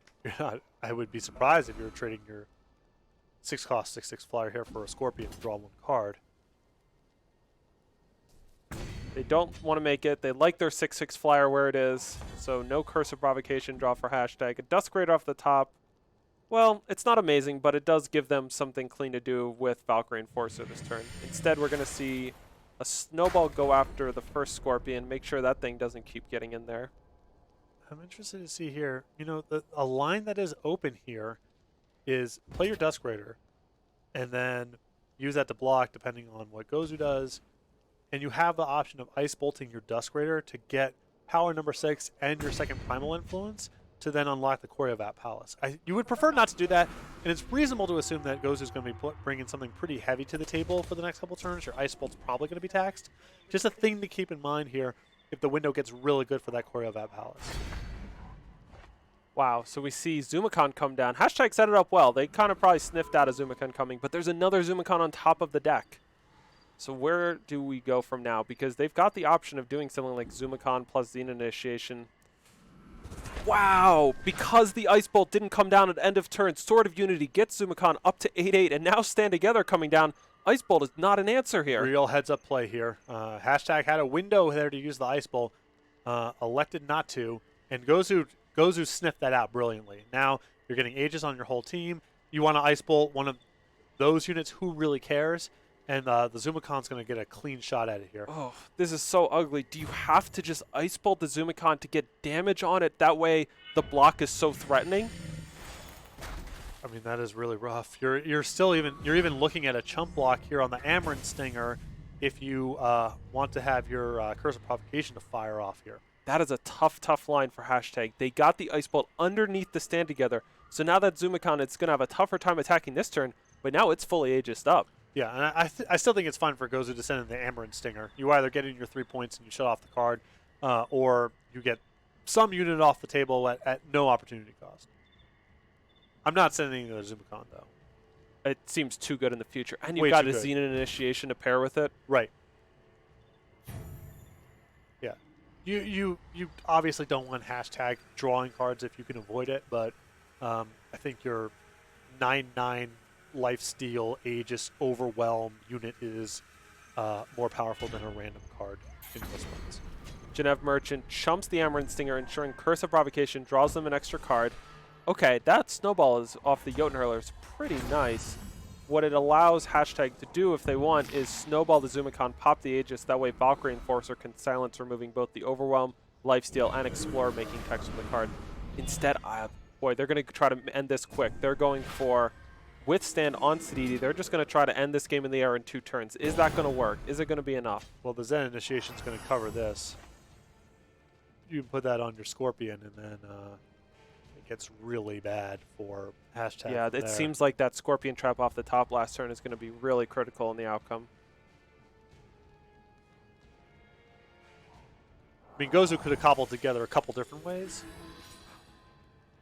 Zen Initiation goes, and wow, they're trading Zumikon with Siditi instead of trading the Scorpion. They get an Explorer since Zumikon killed a unit. That seems like a really... It's hard to value the Scorpion over Zumikon. Yeah, I mean, unless you're trying to just dead an opposing Vanquish from here. I don't know. That it does seem like the Zumikon there is just worth so much more. So we see the units going face. No good blocks for the Dusk Rider. This is going to mean that Hashtag's probably going to get to draw 2 on their next turn. Yeah, there's no, your ideal scenario involves splitting the difference where you get rid of the Choreovat Palace and also deal 1 point of damage to prevent the curse from triggering. There's no real efficient way to do that. And with Gozu's hand the way that it is, I also respect just trying to get it over with. So a Berserk Windchest Merchant, thanks as Dusk Raider, comes off the top, and Defiance as well. No amazing Defiance targets at the moment. But that goes back to the last turn. I think keeping the Zumikon in play gives you a really good split the difference attack, where if you don't think you have lethal rolled up that turn, you can send Zumikon, at Choreovat Palace. There's no block there, and then you have an overwhelming presence. So we saw Hashtag sniff out a Zumikon once before, and I think they'll figure it out again. The question is, what do they want to do to best prepare themselves for it coming down? But 6 power and 3 cards in hand is just a little too much to not suspect something big is coming. Yep. So they go for Vanquish out of the market, despite there not being a vanquishable unit in play on Gozu's side. Yeah, I mean, you can Vanquish and then, or Defiance rather, to hold off an attack if it comes to it, and then Vanquish. Snowball takes care of Scorpion number 2. There's still 3 more floating around in the top 15 or so cards of Hashtag's deck. And Valkyrie Enforcer just going to knock off the Aegis on Devotee of the Sand. So Zumikon comes down and looks like it's going to be able to get an attack here. Tokos Waystone Harvester can be a really nice card against these Huru decks when they're trying to mirror image or finest hour their own units. Yeah, it's got spots, and it's not like the floor is that low. Worst case scenario, you have this really flexible unit, generates a bunch of extra power, and yeah, there's stuff that comes up. So we see all of the units besides the Explorer coming in and going at hashtag's face, ignoring the site. At some point, the Sack the City and the Svetya could prove relevant from hashtag, and Gozu's just hoping that they get to end things before they become worth their weight. I mean, if you're problem is if you're blocking, you are really taking out, you're taking the sting out of your team going berserk, and you kind of can't afford not to block. So Looks like all three of the units block the Amaranth Stinger. It'll just trade with Valkyrie Enforcer. Zumikon and Devotee the Sands get in for 8, dropping hashtag all the way down to 4, and with a Sandstorm Titan, Tokas, and Desert Marshal in hand, do they have enough to finish this one off?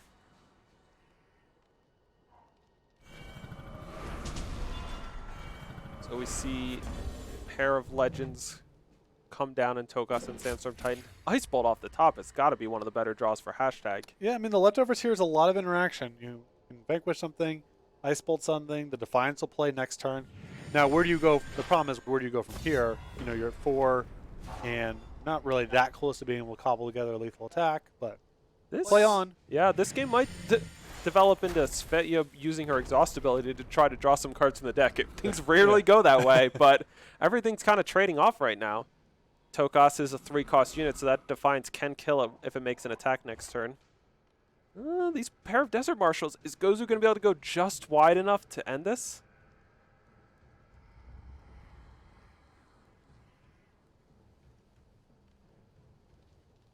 I mean, I like turning the Tokas into a 4/3 at the minimum to cut off a double block. Or not to cut off the double block, but make sure you at least get paid out. So all of the units come in. This seems like a pretty appealing thing, is even if there is a Defiance, the 2 units are likely to just double block the Devotee of the Sands. So Defiance goes there. We see the double block. Likely could trade off with either unit. I could see it. Both the Flying on Winchest Merchant and the Inspire on Duskgrade are irrelevant.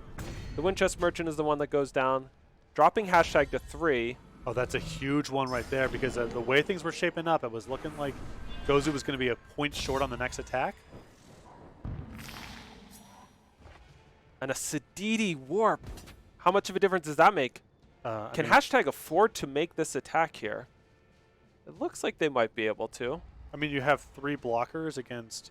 I mean, the thing is, you don't know about the hand is 2 copies of Desert Marshal. The problem is that attack is also really risky in the face of Zumikon, so I think hashtag's position is good enough here. If you can kind of get out of the next turn or two, play it conservative. So we see Siditi get warped. The Duskgrader does not attack. Now here comes Desert Marshal. First silence is going to be on Hojin, and then the second one, it's appealing to hit either Svetya or Siditi. I think you got to hit Svetya here if you're going to be waiting for some turns. If we're just staring at each other, you get buried there. Hashtag's at 8 power. You can start dialing that up. So makes sense. Do you force a trade here by just attacking with the Scorpion Trap? No, but the another Scorpion Trap off the top. No, I think the thing is from my position is Gozu should err on the side of not trading if it's close, because you have Stand Together and Sword of Unity. It could make any. It could turn a non-lethal attack into a lethal attack in the future if you had waited. Yeah. Maybe it doesn't go the other way, and Curse of Provocation is definitely a consideration too, to try to like squeeze a little bit. All right, so we see Thunder and Karasaur, but I think this is it. That's just for 12. Gozu. Yeah, that Valkyrie Enforcer has Berserk. Scorpion Trap means Thunder and Karasaur draws a card. Is it enough? They drew a Temple Tactic off of it. Oh my goodness, that's. Oh. I mean, if you go for it here. The Scorpion Trap drew a card for Thunder and Karasaur, which draws a card whenever the enemy plays a spell. Now we see both the flyers come in. Valkyrie Enforcer berserking. Siditi gets bounced. Hashtag draws a card because Thunder and Karasaur affects both players. The Ghost is going to get another draw step at it. And they're going to probably have to vanquish this Thunder and Karasaur, which will proc its draw again. What does that bring? Nothing. Just Crest of Progress. We don't see a Zumikon on top. Now Siditi comes down, gets to put down another Curse of Provocation. So I see 4 blockers against 6 Tokas. I think just we're a just little short. We're 1 point short here. And I'm not seeing the way out because that Siditi's not going to have to block a deadly unit.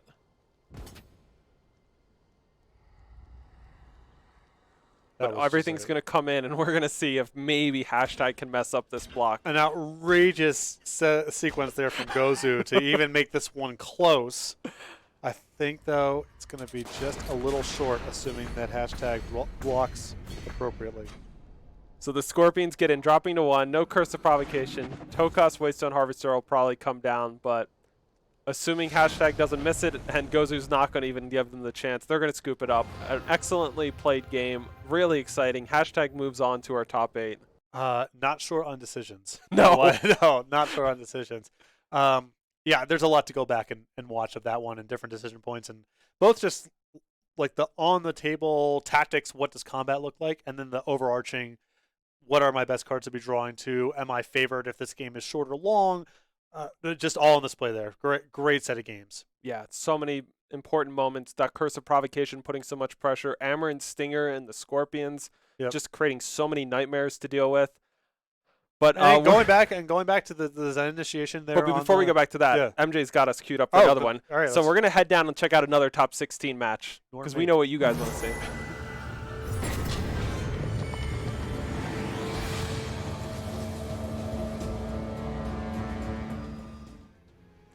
So here we are, top 16 action. Dark Revenger up against Joshua Knox. This is a game 3, and it looks like we got a Genev Peaks deck up against Huru Control. We've seen a little bit of these decks already in action today. What's going on here? Well, I think the games like this are often going to come down to who's the person who can best push ahead with some source of recurring card advantage.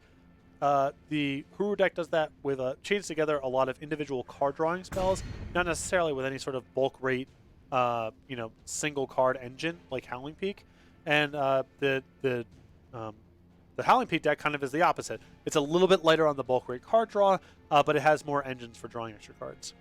Something that can be absolutely critical in this matchup is the moment where a negating spell gets used. Display of Instinct or Caleb's Choice on a harsh roll could just swing a game from looking great for the Huru Control side to being dead in a minute because the units hit hard. You have to respect the beatdowns out of the Howling Peak deck because it hits really hard. Spell damage works its way in.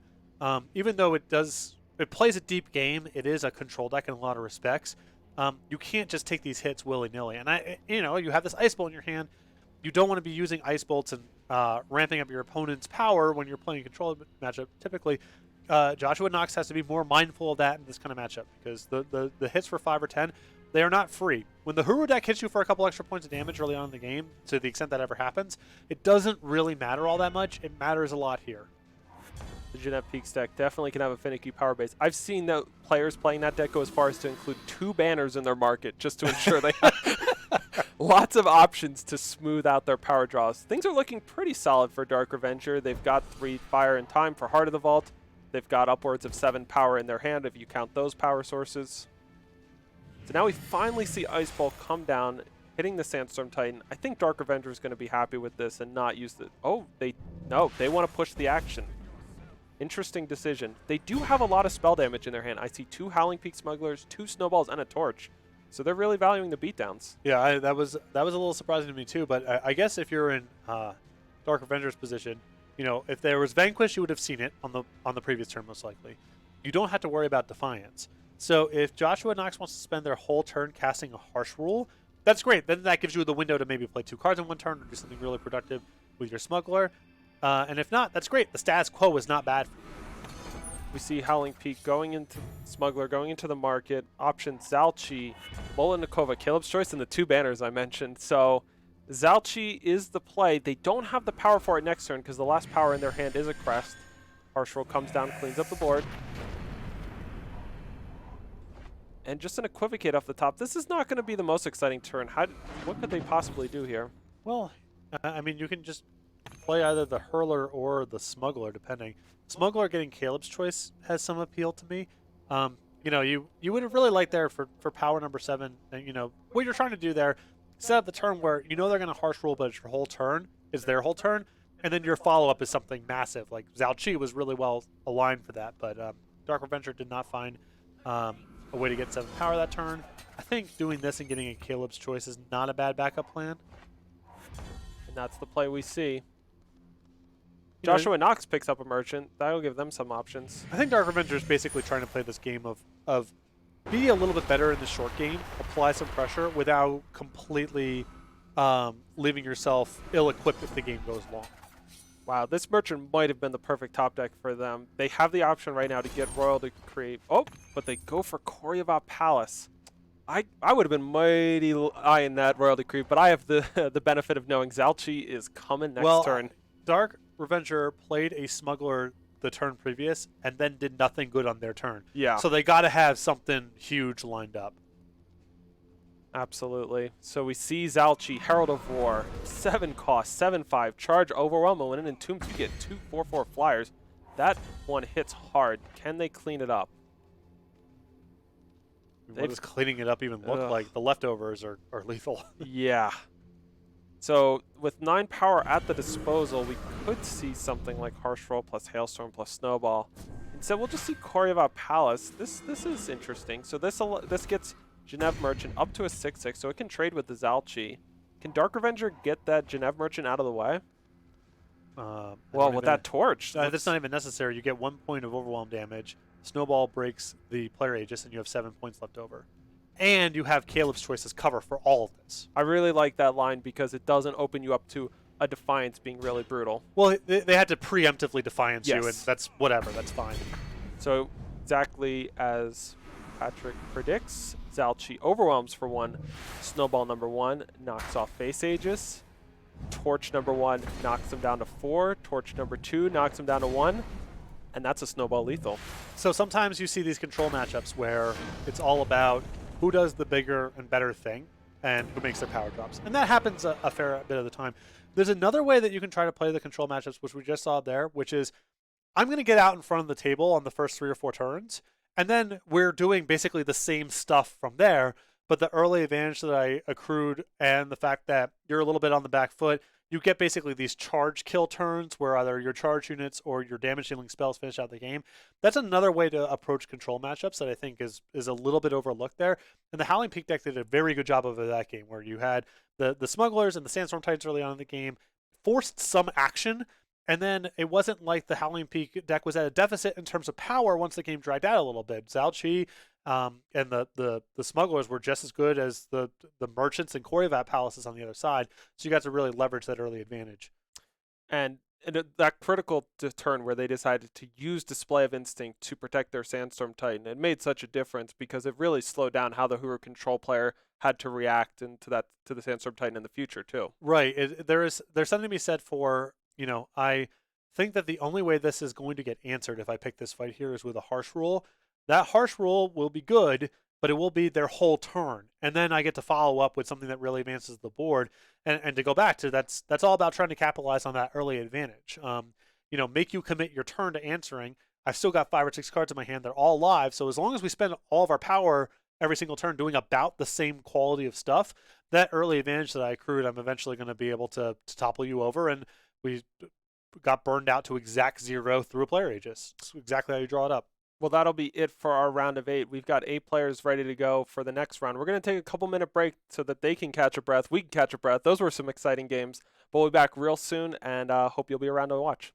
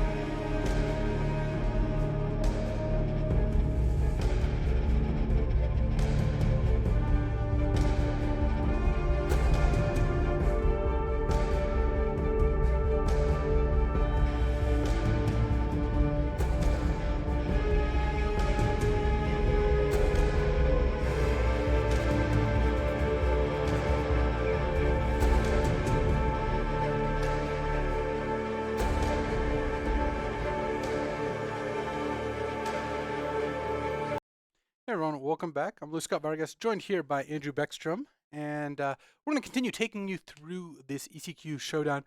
Let's take a look at the bracket. Unfortunately, the names are giving people undue amounts of excitement, thinking that Patrick Sullivan might be in the booth, but you'll have to settle for us. We've got our top 8 players here. We've got Tobo ECQ, Jez 2719, all ECQ of course, since we Yes. provided their accounts. Dark Revenger, hashtag DDDDD on the Mono Fire deck, facing against a former streamer, Notorious GHP. Though, he might dip his toe back in the arena. A student. Yes. A student of the game and a student in real life. Sunnyvale, who, he's the captain of the Friends of Eternal team, and he's done quite a bit of streaming content creation himself, and XStealthX. So we've got 8 very accomplished players here, and we're going to be seeing them battle, for this last slot here. I'm sure the players are pretty excited. They're getting started pretty soon here, and as we go through it, we're gonna take a look at kind of like how this all plays out. Yeah, we've seen some great games so far. The last round in particular. I mean, how many kills have we had by Xaxis today? It's been like as many as I can ever remember, and we've only covered a few rounds so far. Yeah, there have been both the Mono Fire kills in round 1 were Xaxis. Look, it sounded like someone was 1 point short in the last round there. We had a 1 point short in the last round, and then our Genev Peaks player won with Xaxis against Haru Control. Wow. So really coming down to the wire here, which doesn't surprise me. A lot of the matchups are pretty close. These players know what they're doing, and I would not expect to see a whole lot of missteps. So really excited to see kind of these next couple rounds here. And let's walk through kind of what we're playing for today. Yep. First things first, the winner of this tournament qualifies for Worlds. And these players, was top 32, now it's 8. These players all accumulated enough ECQ points over the course of the year here to come compete or be invited to come compete in this tournament. These are all the players who came close but didn't quite get there in the previous qualifiers. So these are kind of the best of the best who didn't qualify. This slot's going to be joined by the community slot through the ETS Invitational. This is the winner of the Draft Ladder Championship and the Ranked Ladder Championship, and then the 12 previous ECQ winners. So we've got a lot of people who are invested in the outcome here. We've got 15 people who are curious about who their last competitor is going to be. Yeah, and this field's been really fun to watch. I know when we got the deck lists in at the end of the week here at the office, it was really interesting to go over and see what they brought, because this is that small metagame kind of feel. We had a lot of people bringing Haru Control. They won the Ranked Masters Challenge last week, and a lot of people brought Stone Scar. But then we see some cool brews, and we've seen people doing well with them. We know our Mono Fire player is into the top 8, and it's definitely exploitable. These decks aren't unbeatable.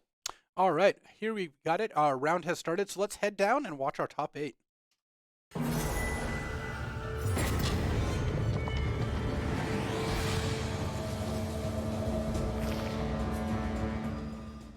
All right, we're going to kick things off by watching Sunnyvale against XStealthX. And we've got kind of an Ambition control deck here facing down against Praxis Pledge. So Amaranth Stinger looks like he got in last turn. Oh, and immediately made a Scorpion, as the card is wont to do. So things looking pretty good for Sunnyvale. A relatively fast start. Torch is going to trade efficiently for that Valkyrie Enforcer. And despite silencing the Scorpion, that was a free card. That was a piece of material that came out of nowhere. So Sunnyvale some good options here. Could also just run out like Psycholis and Bash for a bunch, but it looks like Sunnyvale is going to go ahead and torch the Valkyrie Enforcer, and then potentially followed up. Yeah, it looks like with the Teacher of Humility, really hoping to set up a Disciplinary Weights next turn, though that seems less likely. Yeah, definitely a close call between getting Tokas down, trying to sort of ramp you up to that Amplify Undaria Warrior Poet, instead just hoping to get that Teacher of Humility in while they're getting still good. All right, let's take a look at XStealthX market. Andrew, in your intermediate opinion, what do you think they're going to pull out of the market? Defiance looks very attractive against that infiltrating Teacher of Humility, and that was the get. The Hidden Road Smuggler will be able to hold off the Scorpion, but the other 2 units will probably be attacking this turn.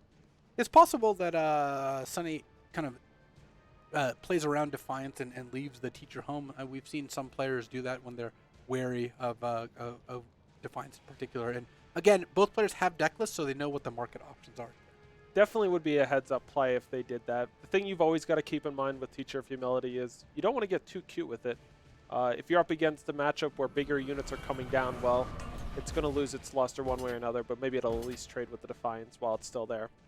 We see Sunny drops down Sakalis the Burning Sand. It's now invulnerable to damage this turn, so it can't be torched. And can't be Defianced.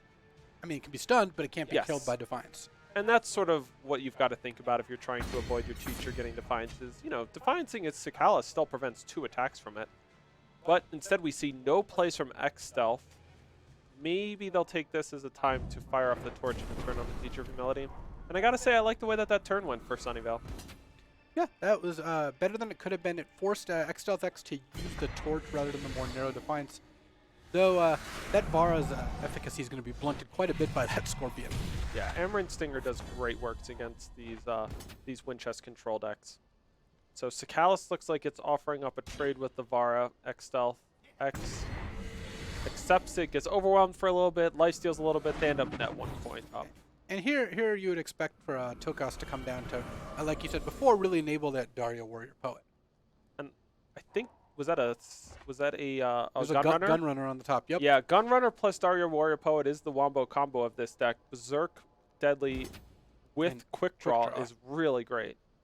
Wow, this is a weird looking attack from XLX. Attacking a Hidden Road Smuggler into a 2/4 and a 3/4. Do you think Sunny will figure out what's up?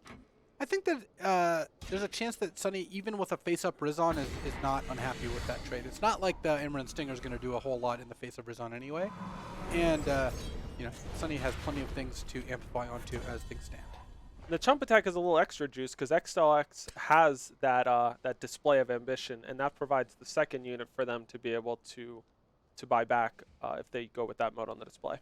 True.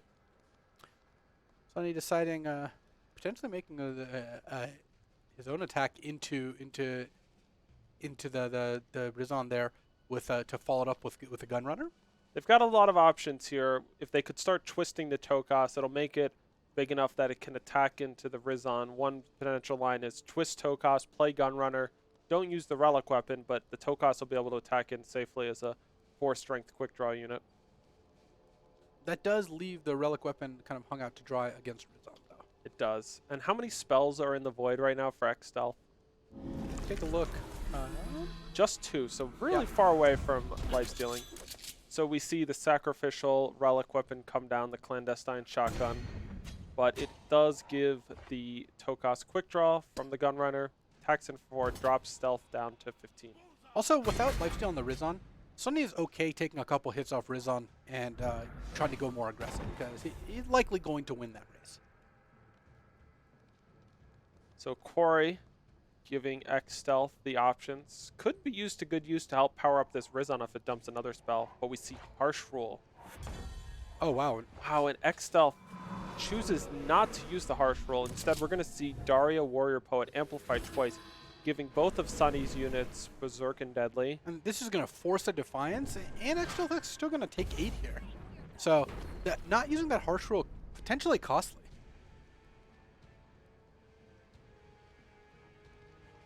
And X Stealth X weighing whether or not they're going to want a display of ambition, but you probably just let the attack happen first and see if anything else happens this turn. And then you could, potentially Harsh Rule away your Rizon and then display back the Rizon. Tough decision. They elect to not. Wow, so they're going to get a little more value. The Scorpion Trap comes off the top, making it even more enticing to Harsh Rule. And this leaves Sunnyvale in a pretty rough spot. Again, significant health total advantage here, but with X Stealth X at 7 and Sunnyvale with no pressure whatsoever, really needs to draw. Well, the health advantage is pretty real, though. Desecrate and Display of Ambition both hurting X Stealth to be used. It's going to make this really hard. Especially with the Amaranth Stinger off the top. That certainly does help quite a bit. Sunny is going to need some more juice to finish off this game. But yeah, you're right. Desecrate and Display are without some health gain, X Stealth S can't actually cast both. Unfortunately for X Stealth, they really were hoping, I think, to draw power. That would have allowed them to Display of Ambition back VAR and another unit and immediately play the VAR. As it stands, their options are pretty limited here. If they use Desecrate, it's going to make it hard for them to use Display of Ambition in the future, and if they do use Display of Ambition, the only thing they'll be able to play is a 3-drop. Now, they do have some 3-drops in the Void that can block here. Yeah, and if you get a Smuggler that has lifesteal, you can go ahead and chump, go back up to 5. That doesn't sound like the worst to me. Sunny is playing with Eclipse Dragons in their list, so they do have some amount of reach. And so we see the display of ambition.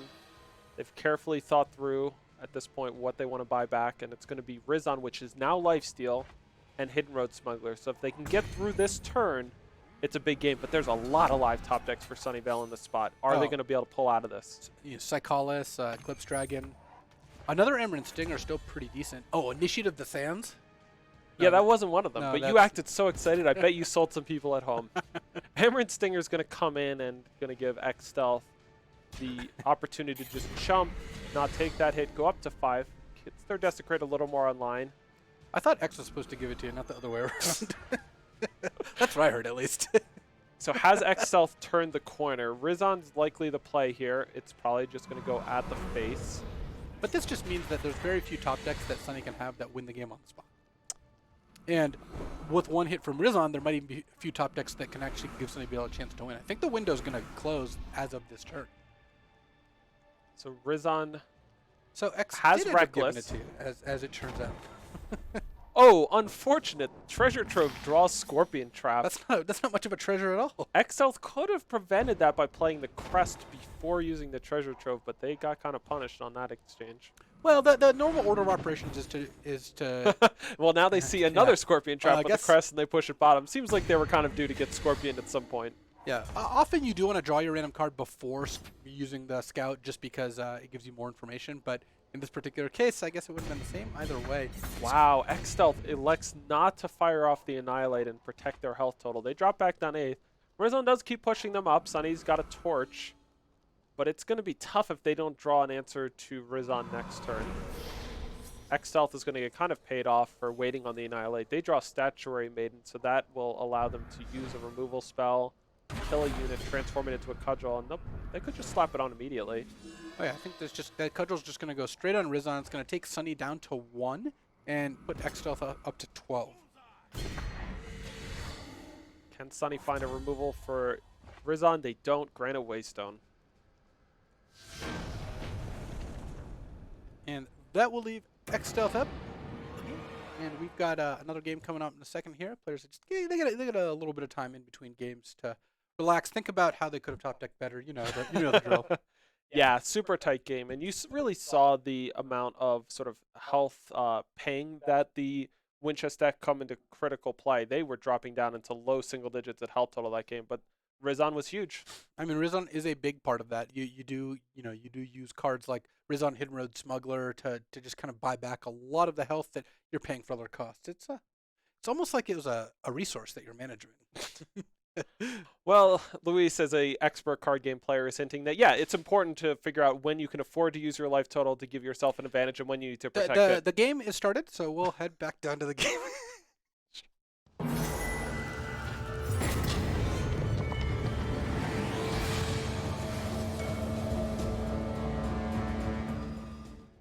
In case you're wondering, they teach us those smooth transitional tricks in broadcasting school. Kind of a broadcasting scientist. All right, we've got game 2. X-Stealth is up a game here, starting with a traditional Winchester hand of Torch, Annihilate, Harsh Roll, and another Harsh Roll. One thing that currently missing, or two rather, Smugglers and Shows. Yeah, a weird draw for XLF. Just 4 removal spells and 3 more power in their hand. The Annihilate is really nice, though. It is one of their few answers to stop Amaranth Stinger from being able to connect when it's on the play on turn 3. Yeah, and that really does make it so cards like Vara are a lot more imposing, and it just stops X-Stealth from being pressured at all, which is pretty good with this hand. Hand just wants to draw in some card draw. Sunny being forced to just run out Daria with not a whole lot else going on. So they're just going to have to slam face force into this Harsh Roll. We see an Eclipse Dragon come down, and XLX has the option to double torch one of these units, potentially the Daria, to take it, but we could see them once again using their health total as a resource. They're just going to drop down to 15 on this attack. Yeah. Happily keeping Show on top, and likely going to be firing off that Harsh Roll. Just a moment here. I believe critically, Sunny is not playing Heart of the Vault this weekend, and man, when you are up against a Harsh Roll deck, that is definitely a card you'd love to have access to. Here comes another Daria, Warrior Poet, and in not her most imposing form. No, just 3/4 Berserk Deadly. Sunny is playing with a lot of Shugo standards, so that were to be drawn at some point, it could combine nicely. But this, it looks attractive, especially once you draw harsh roll number 3 just to fire off the second. Yeah, I think that just putting Sunny down to 2 cards in hand with no pressure on the board and you at a very high level is extremely tempting, especially as you're going to want to start spending some time using treasure troves and getting a show out there eventually. So that treasure trove draws into Crest of Chaos that critically provides the 4th fire source. And do you keep Seed of Glory on top? It's depleted power for next turn, but it will guarantee in a couple of turns you'll be able to play your show. Wow. I actually would not have kept it on top, just because the way I figure, like, if you draw a power next turn, you're pretty happy because you can play show. And if you don't, you're just drawing some piece of action and you're not under that much pressure. I mean, I suppose actually X-Stealth, thanks to the Psychologist, X-Stealth X is under quite a bit of pressure, and in fact is going to use 2 torches to take down the Daria here. Yeah, they've used their health total enough as a resource. They didn't feel comfortable dropping down to 4 on that attack. Instead, Psychologist will just knock them down to 10. So this turn, I guess harsh roll number 3 has probably got to come down. Otherwise, you would just be dead to another Psychologist. Yeah, it is true that the Praxis deck has access to a lot of charge units, so if Sunny can just draw multiple charge units in a row, that could be helpful. You know, that torch is not the worst. It's not. It drops XL down to 4, and they are playing with Flame Blast in Sunnyvale's deck, so this is going to be a real critical decision here, depending upon what they draw, whether they want to just go torch on the Zhou or try to just hope to burn them out. In order to qualify for Worlds, in order to become a true champion, you got to do stuff like draw Psychologist on this turn. You need a little bit of luck on your side, and Sunny drawing a Granite Waystone is not going to be the answer that he's looking for, because Psychologist would have forced a chump of the Zhou or show or end up dying to torches, and that would have worked out really well for Sunny. Instead, double torch on show just means, well, the show's almost over. So Display of Ambition gets to buy back. That was the first unit of the game. It's just the Zhou, so that'll give a little more market fodder for XLX. Pick up torch off the Trove. Smuggler comes down. Do they have anything great in this spot? Yeah, Defiance. Sure, why not? Yeah, Defiance is just a good stopgap here. The kind of spicy Svetya Sanctum in the market there, by the way. Oh yeah. Here comes Show, the big show, as BK likes to call it. Well, Time Sigil I don't call the big show. That was an unfortunate top deck by Sunnyvale, and now Show gets to come in and just gets to go. What sound do you make when he eats an entire board? Humph. Those are the dragon VFX we use in the game. Oh yeah, it's the greatest showman. So X decides not to go for the 4th Dragon Bite and instead just makes 3. That way they can at least cash in one of them this turn. Yeah, and at this point it's pretty much academic. Sunnyvale's, has the health to withstand a couple hits here, but Stealth is just up so many cards, and I think that, time may pass, but Winchest doesn't fade. No. And the deck is still very much has what it takes to be competitive in this environment. Yeah, at the beginning of our ECQ season, this was the deck to beat, and it's definitely fallen out of favor as new cards have been printed, and they haven't gotten as many new tools. Things have been nerfed, but man, XLX has been just dismantling Sunny in these 2 games. Yeah, Sunnyvale was a top deck or 2 short both games. I think both games had one turn, had definitely a turn where it could have drawn something to finish the game, and certainly if over a course of a couple turns could have, but it didn't pan out, and at this point Stealth I think has it pretty much locked up. Yeah, and they just do an incredible job of drawing cards with their Smuggler show package. And we see Sunny scoop him up, another poor top deck off the top, and you hate to see it end like that, but man, a great run for them. If you're Stealth, you're pretty happy to see it like that. A great run for them this season, nonetheless, by Sunnyvale, one of our favorite content creators in the Eternal community. So we'll definitely be looking for more great things from them in the future. Yeah, definitely. Big fan of Sunnyvale, and unfortunately did not pan out. But we've got more matches. Looks like, oh yeah, I peeked over on the screen there. And we've got something else to watch. So we'll be heading down to a match pretty shortly here. All right, looks like we got a match. So let's head down.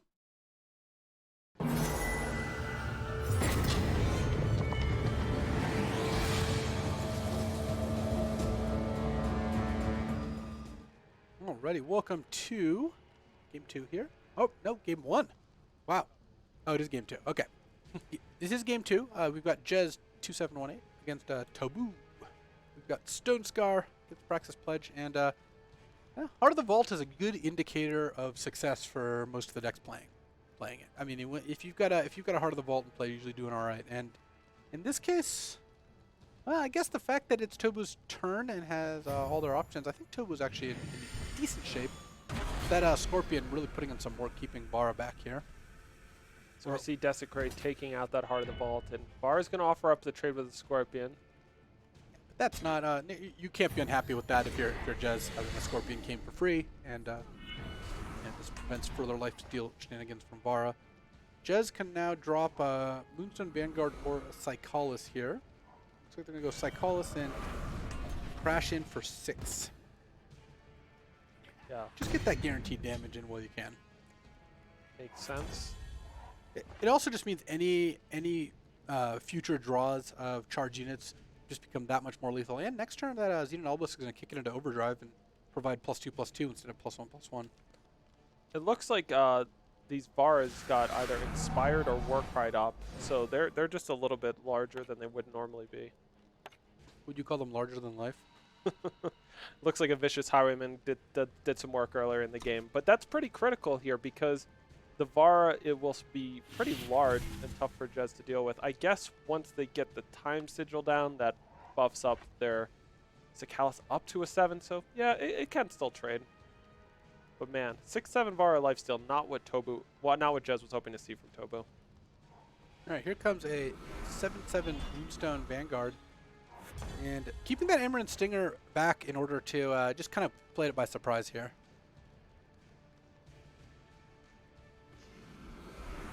Eclipse Dragon is the play from Tobu. It's going to charge on in quickly, dropping Jez down to 13, so still a couple more hits away. I really want to see someone play something really sweet off the extra power from Eclipse Dragon. Haven't really seen that yet, unfortunately. It definitely comes up in some of the non-Stone Scar decks for negating spells like Disassociate or Caleb's Choice against Harsh Roll.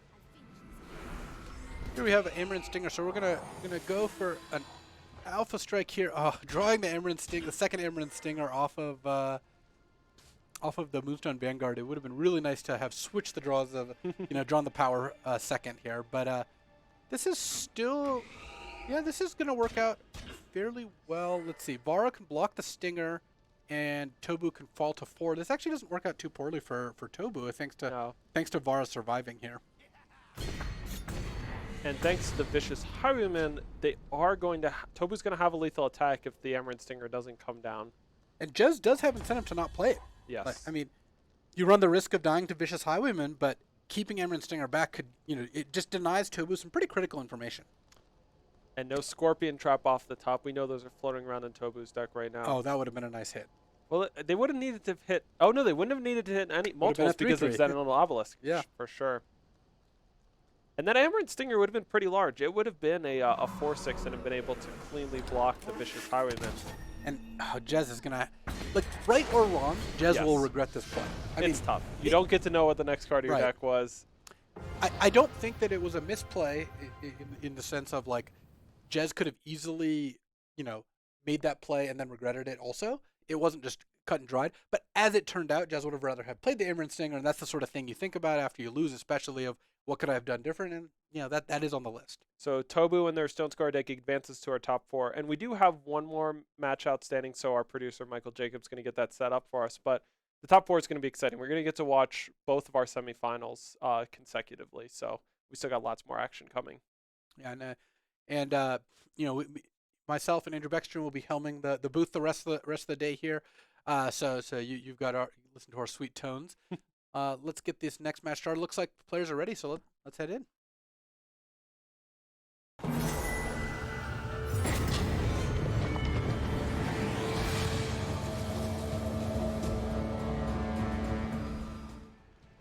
Alrighty, hashtag up a game here against Dark Revenger. Hashtag on Hulu Flyers here, facing down against Genev Peaks.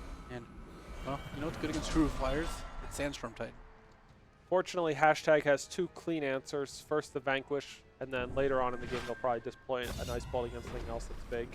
Why would you want to play those battle? Well, the Ice Bolt gives the enemy a power, and I'm not very generous when I'm playing Eternal. I don't know why you need to have playing Eternal on there, but yeah, I agree. So Sheltering Rider is the scout off of the Lingering Influence, and Winchester Merchant just pokes in for 2, dropping Dark Avenger down to 23. Still early stages in this game, too. Ooh, here comes an Aurelian Merchant, and does Dark Revenger have it? Is there a banner? Yes, there's a banner in the market. I love it. Yeah, these Genève Peaks players, they've got 2 banners in their market. I think it's amazing. Like, I know that some people, oh, look at that. That was the perfect time to see Sidisi here. That's pretty amazing. So what do you do if you're hashtag? Do you give up the onslaught value and just warp it in, or do you try to set it up? I generally would rather just have an extra card, so I'm more on the line of warping, but you know. It's kind of annoying too, is that 5, it's difficult for you to do 2 things in this turn, but once you get up to 6, you have 2 3-drops in your hand, you got a 4-drop and a 2-drop. All right, looks like hashtag is going to go ahead and run the Valkyrie Enforcer. It does turn off the Aurelian Merchant, and you know, especially if, depending on how close of attention hashtag was paying, they could have assumed that the Merchant got a banner, which would give you more incentive to turn off the Merchant.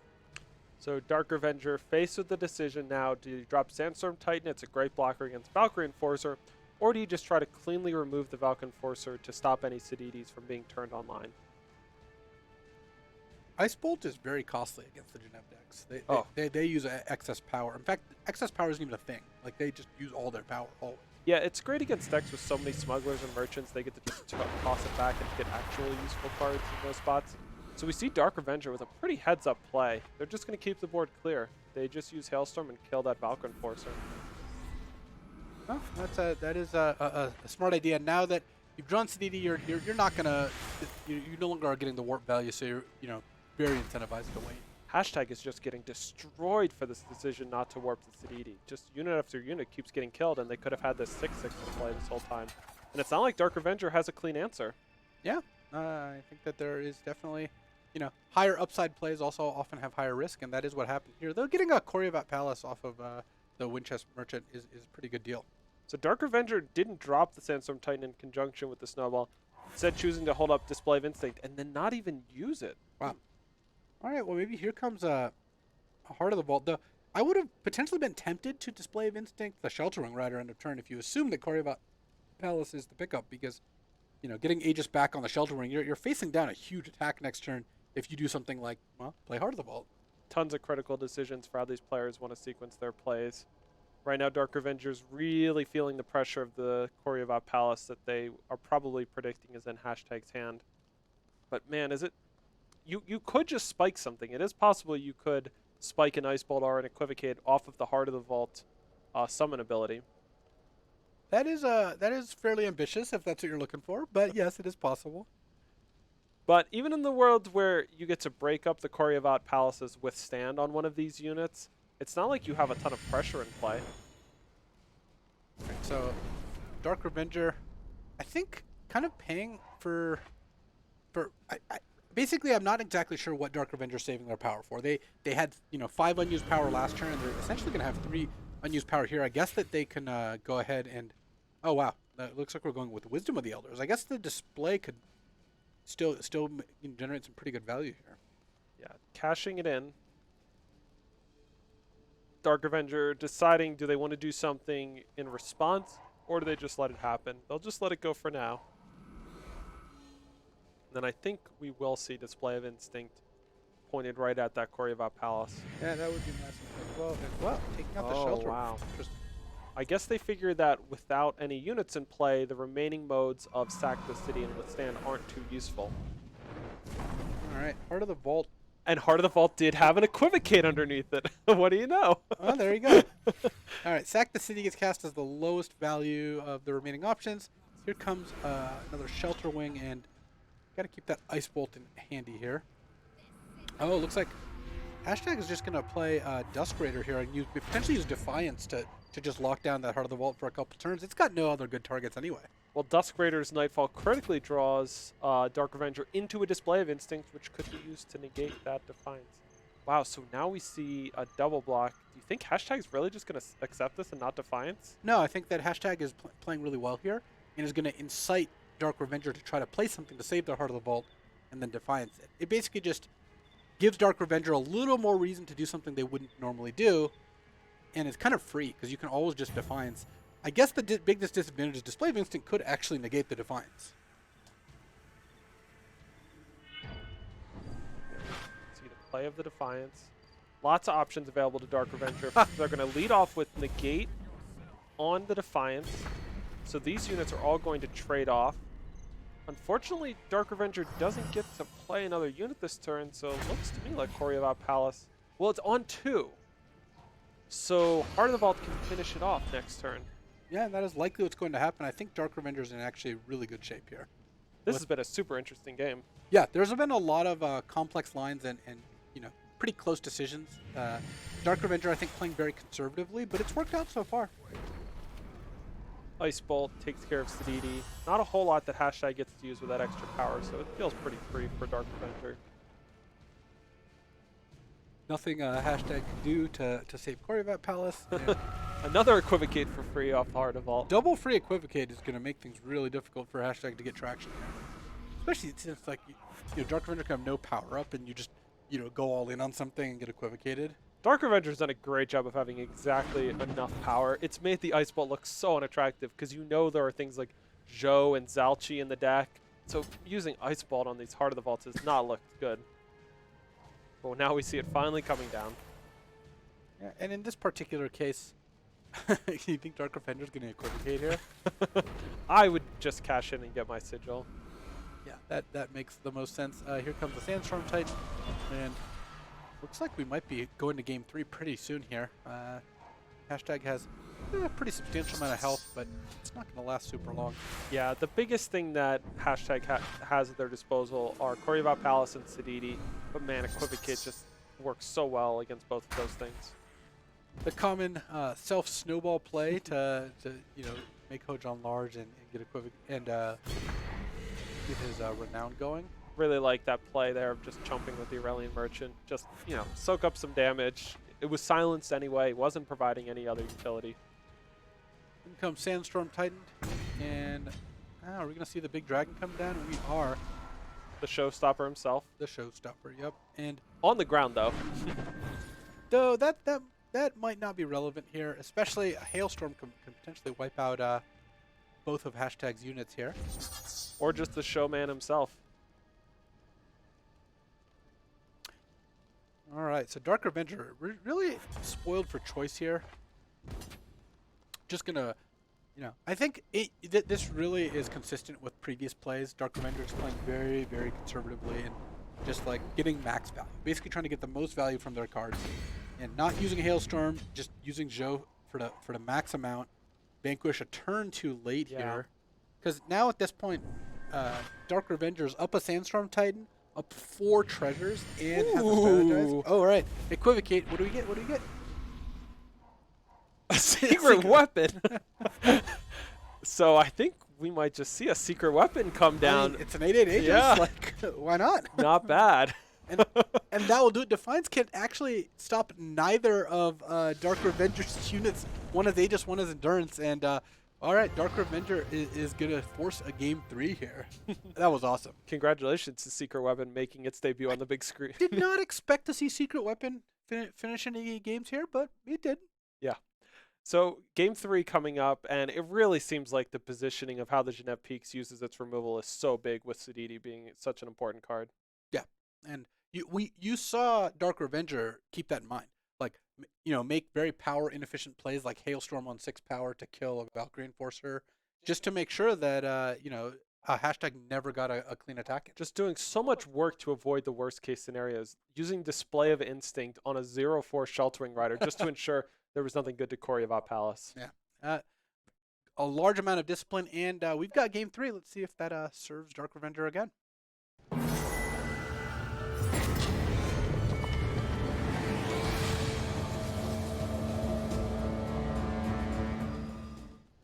Alrighty, welcome to game 3.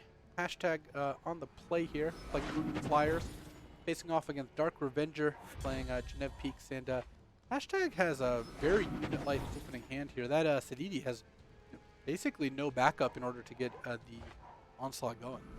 Yeah, they're definitely hunting for an early unit to play that'll turn on their Sididi, but it's going to be hard to make stuff stick against this Hailstorm and the Torch. Yeah, and This is not the matchup where you want to draw a bunch of Ice Bolts and Snowballs. Ooh. Vanquish at least trades up fairly nicely. Ice Bolts is particularly bad against the Genev deck with, you know, high curve and a lot of Smugglers and Merchants. So, Winchester Merchant is a pretty good draw. Definitely a tough choice here between Sheltering Rider and Huru Banner. Sheltering Rider is a great turn 4 play. You're only 1 power short of Siditi in 2 turns, but it is nice to ensure that you can get that 6/6 down when it's time. Yeah, I suspect Hashtag is just going to want to guarantee the 4-drop and, you know, hope they draw another power over the next couple turns. Because if you end up keeping the banner and then draw 2 more powers, you're really going to deeply regret it. So this is a nice little play. Play Howling Peak Smuggler, get a banner out of the market. That gives you the power to play the Snowball, and thanks to the Howling Peak Smuggler, does the job. Bam. All right, that will take out the Winchester Merchant here. All right, here comes a parade of Shelter Wing Riders. So how do you play this if you're Dark Avenger? They would love to get the Merchant down and keep progressing their power. Yeah, I think Merchant trade Hailstorm for a banner, and then you can torch the Shelter Wing if you're really that worried about CDD coming down. I am. It's a really good card. Well, there we go. Yeah, so critically, once Sheltering Rider loses that Aegis, drops down to a 0/4 and can't attack. Yeah, and I think that, again, that does just track with how Dark Revenger has played previous games. We'll see what they end up doing momentarily here, but I wouldn't be surprised if that's the line they ended up taking. As you mentioned, it makes sense to trade in Hailstorm. Thanks to Howling Peak Smuggler, it's charged up and would kill your Aurelian Merchant, but Dark Revenger says, I want it around for some insurance. They trade away second copy of Howling Peak. They can always get that one back pretty easily if they use Howling Peak to copy Howling Peak Smuggler. Yeah, that's true. And then keeping the Hailstorm might hedge against some things here. A little bluff attack into the Sheltering Rider, threatening a Snowball to finish it off, but Hashtag says, I don't care. Yeah, that was a good free attack there. If Dark Avenger wants to get something going, could play Howling Peak and gun down the other Shelter Wing to knock Aegises off both. And critically, since Hashtag is only on 4 power, they don't have to worry about a Korriban Palace immediately charging it back up. Yeah, it looks like that's likely what they're going with. Yep. So finally, the 5th power rolls off the top for Hashtag, but no way to onslaught that Siditi. I mean, Jotun Hurler could come down. It could. Instead, no plays this turn. What is Hashtag up to? Potentially keeping up Ice Bolt for something like Heart of the Vault.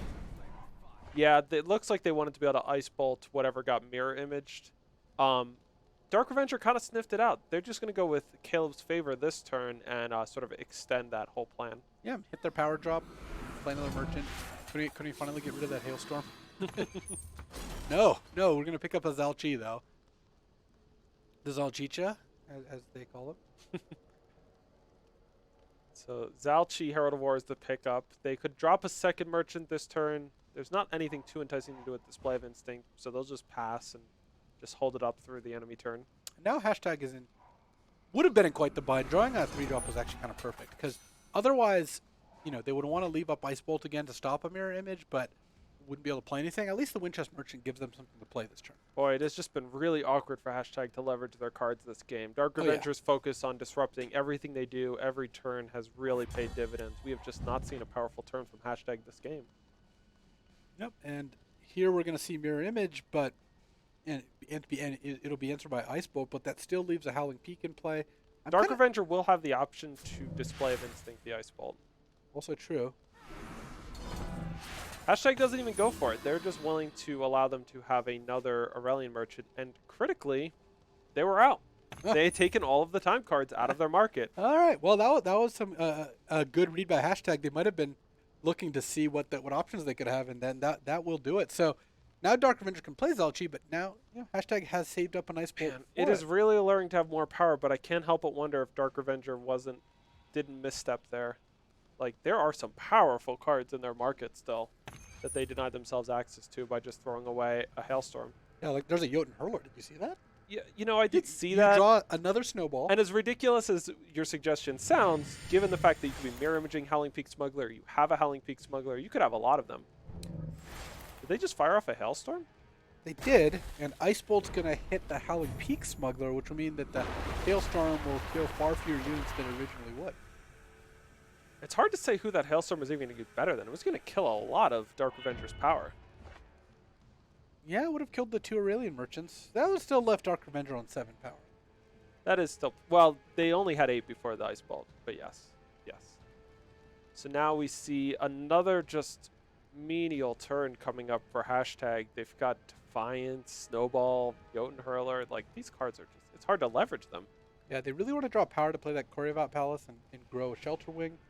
Could just play the Siditi, but they've kind of been setting Siditi up the whole game, so it seems a little weird, or a little disappointing at the very least to have to just concede. Well, sometimes you got to be able to cut ties with the sunk costs, right? Oh yeah, that is definitely true. So Caleb Reborn comes down off of the Howling Peak, buffed up to a 4/6, and we'll see if Dark Revenger ever wants to use his ultimate of putting all of the cards back and drawing that many +1. Here comes another Howling Peak Smuggler, and Dark Revenger, once again, just kind of has it all. Just, you know, has double display of Instinct up here and Equivocate. Could pick up a Mulat and a Kova here. Has the Caleb that kind of came into play for free because that Howling Peak was just chilling. So I think that Dark Revenger has this game well in hand. It just might take a little bit to work through the possibilities, especially since Dark Revenger seems content to just leave power up every single turn in order to prevent Hashtag from doing anything. Though I don't even think onslaughting a Siditi would even do like a ton here. No, it really wouldn't. It would. It seems like Dark Revenger will be able to keep making sure that Curse Provocation doesn't happen. Big thing this turn that I'm going to be looking at is, can Dark Revenger find a way to turn Spark online for the Mull and the Kova in hand? And will Hashtag sniff that out and do something to prevent it? Seems obvious that Dark Revenger has Mull and Nakova given the late Smuggler, and Hashtag has the option to double chump or chump and eat the Smuggler, or trade with Caleb with the big Shelter Wing. So they can block the big Shelter Ring. Now, if any spell were to be played directly in the Shelter Ring, boom, becomes 0/4, and now Caleb is just eating it. But I think Hashtag's feeling some pressure to try to do something positive. I don't think Hashtag has the luxury of not blocking. Though Defiance there, that's all right. I mean, it's still not great because you've stunned the Caleb, but you've also lost Aegis and 5 strength, so you come out much the worse in that exchange. Now, does Dark Revenger take this time to just kill all of their Aurelian merchants and all of the Sheltering Riders with that Hailstorm? I wouldn't be surprised. That is, again, it seems like the sorts of plays that they've been making throughout this entire match. All right, they're going to pass again. They're not even playing Zhao Qi. Power rolls off the top, but it is a Seat of Order, and that's depleted. That is not what Hashtag so ordered. Once again, in the spot, can't play Koryavat Palace, and can play Siditi, and Siditi finally shows up. After all of these years, not onslaughted though. Yeah, and Siditi's been hanging out for so long in Hashtag's hand in both games actually, and by the time Siditi comes down, it doesn't seem like there's quite enough to get done here. So things are starting to get a little uncomfortable if you're Dark Revenger. You used up the Equivocate last turn. Display of Instinct and Hailstorm both fall a little short of killing Siditi. So what is Dark Revenger going to do? Wow. Potentially combine Hailstorm and Display. Really afraid, it looks like, of the possibility of Palace coming down with Siditi, so they're going to try to clean it all up. And they get the luxury, thanks to Treasure Trove, of saving Display of Instinct by just torching the Siditi. Now has to play a naked Koryavat Palace, but at least he can kick things off with Wisdom of the Elders. More Jotun Hurlers. Luis, are you excited to see those Jotun Hurlers if you're Hashtag? No, unfortunately not. As much as I like Jotun Hurler, this is not the game for them. Dark Revenger just has very few appealing targets. And Hashtag, without another Defiance, is going to lose Koryavat Palace, and actually Defiance wouldn't have helped given the Zal Chicha play. What do you make of the attack on the site, given it had already used Wisdom of the Elders? It lines up with everything Dark Revenger has done this match, which is to play to maximize cards and value, and to minimize risk, and to not care about health totals in the slightest. And I can't argue with the results. I think Dark Revenger has basically... Dark Revenger probably has won these games slower, but has ended up taking a lot less risk while doing so. That was a tough play by Hashtag. They used Ice Bolt on their own turn on Caleb Reborn, and that critically just gave Dark Revenger the 8th power for their pair of 8 drops in hand. But they may have been worried that Dark Revenger had a bad hand, and Caleb would get a chance to, reset that. That makes sense. It'd been a while since Dark Revenger had done anything too positive, so it did seem like there was a decent chance they were just trying to like set up their hand with as many bad cards as possible before putting them all back into the deck. Well, Hashtag has to decide, do they care at all about this Howling Peak? I wouldn't imagine they do. No, I think on their side it's more about, do you care which dragon do you want to get down, Aegis or non-Aegis? Instead they go for Strategize. Wow. They're just yeah. They're just allergic to letting Hashtag make any sort of reasonable attack. It does seem that way. Jotun Hurler comes down. Ice Bolt can't kill the Sandstorm Titan thanks to the Howling Peak's temporary health buff. It can now. It's back to a 5/6. And again, Dark Revenger going for max value, doesn't equivocate end of turn, gets the hit in. Okay, you can't resist playing Mullet and Akova, right? No. Our prey definitely calls. Yeah, thanks to Spark, that's going to wipe Hashtag board, put Hashtag down to 13, and now the writing is definitely on the wall. Dark Revenger's last bunch of cards are all quite strong, and Hashtag is left with an Ice Bolt, and, well, here's a Windchest Merchant. What do you got? Does Hashtag have Pristine Light? No, they just have Vanquish. So they will be able to kill Mullen and Akova thanks to Snowball stripping Aegis. Well, I mean, they're able to kill both of Dark Revenger's units here with a Vanquish followed by Ice Bolt, but, I mean, this is just a resource trade, and all of a sudden, Dark Revenger's left with a Show and a Display of Instinct and an Equivocate. Dark Revenger's running a little low, though. If an answer comes off the top, oh, it does not. Yes, if Hashtag strung together like another couple removal spells, could see something, changing here, but I don't think that's going to happen. And now that Show gets a hit in, you think Dark Revenger's just going to spend 10 power and kill both units? Sounds pretty appealing. Yep. And they do. Drawing the full 5 treasures here. It's going to knock Hashtag down to 7. Hashtag's facing lethal next turn off Show plus a Display. Draws a Huru banner, and it is over. Dark Revenger makes it into the top 4. Yeah, really well played. That was a treat to watch. They seem to have an excellent view of what was important in the matchup, and they just played it perfectly. Yeah, it was really cool seeing, Dark Revenger making a lot of like non-obvious plays or very patient plays. Mm-hmm.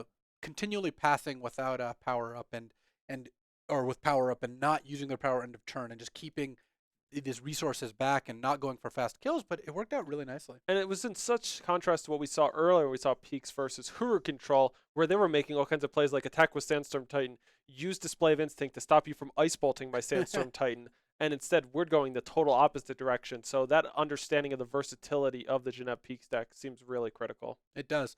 All right, looks like that's all our matches for our top 8 here. We'll be back in just a couple minutes with our top 4, and remember, we're going to be watching both matches back-to-back, so strap in. We're going to watch all the matches left in the tournament.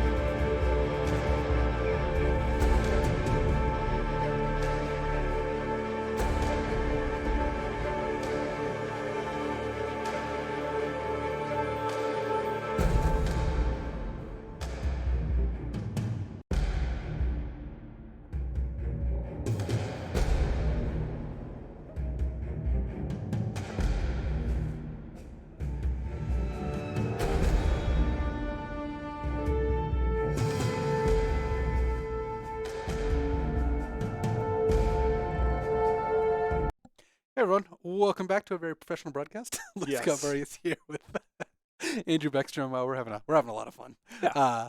We've got our top 4 coming up here for our ECQ Showdown. Reminder: the winner of this tournament qualifies for Worlds. It's really important to set the stage and let people know what they're playing for today. So we're gonna watch both of our top 4 matches here. So we're gonna start out with Dark Revenger, who we just saw in Geneva Peaks, play against Tobu, who we've seen previously on Stone Scar. So that'd be a pretty grindy matchup. The Stone Scar deck's a little bit faster, but both these decks are really looking to kind of dominate the mid game. The Stone Scar deck more like the early mid game. The Geneva Peaks trying to survive the mid game and get to the late game, but a lot of like powerful 3 to 5 cost stuff. Stone Scar having fewer of the 6 or 7s. Yeah, a lot of great removal in both decks, and the biggest thing to look out for is how well Genève can manage the early turns, like you mentioned, because, man, does the Stone Scar deck have some great early hitters. Champion of Chaos being a 5/5 on turn 3, Vara, Champion, Eclipse Dragon, just can put you under a ton of pressure really fast, so if you're the Genève player, making sure you've got the board under managed is going to be a real key. Yeah, so I think that champion getting +1/+1 is kind of absurd. Like that is, it's a really strong card. I would not have imagined it, just a couple months ago.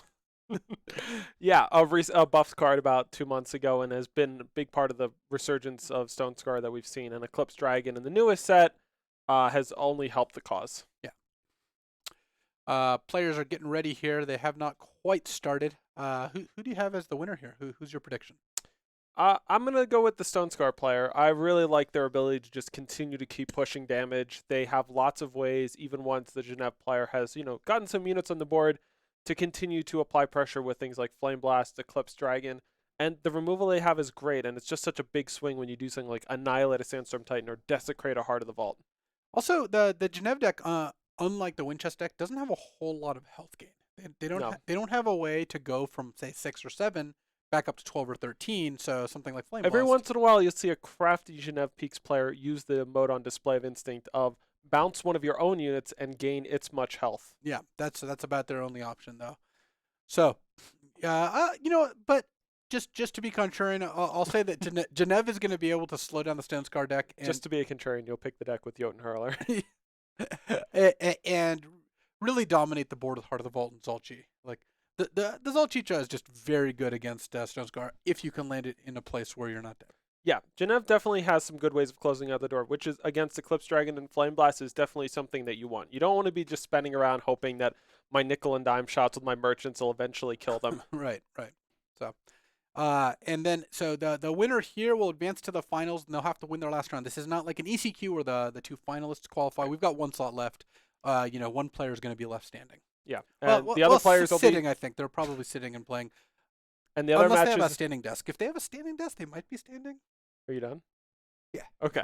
The other match is in a holding pattern. They're not going to start playing until this match is done. So we've got semifinal 1 coming up in a moment, semifinal 2, and then the finals. And this is going to be the highest stakes sort of end of tournament we've ever seen, where not only is it going to come down to the finals for that slot, but it's just only 1 slot. Yeah, it's also kind of funny because this match is going to finish, and the other match, both players are going to know who they would rather win because you think I have a slightly better match against Stone Scar, Genève, or whatever, and they're going to be rooting for their player of their choice. But then they have to go play their match and have it even matter because if they don't win, then who cares in the finals? So, and then vice versa, the winner of this match is now going to get to watch the second match with, I think, a lot of anticipation. So if you were in this spot, would you rather be playing your match first and waiting, or vice versa? First, for sure. First is strictly better because if you play first and you lose, you get to go. You're done. You made top 4. You didn't get there, but you had a good run. If you win, then you get to kind of have a chance to relax, watch your match, and don't have to And then when they're done, then you play the finals. But what if you're like a really zen person and you know that you can handle the waiting, but you think it's going to get in your opponent's head by waiting? That's true. Or if you're someone who, once you get started, you just want to keep going, then you want to go second and just play 2 matches in a row. Well, talking about getting started, it sounds like our match is ready to go, so we're going to head on down.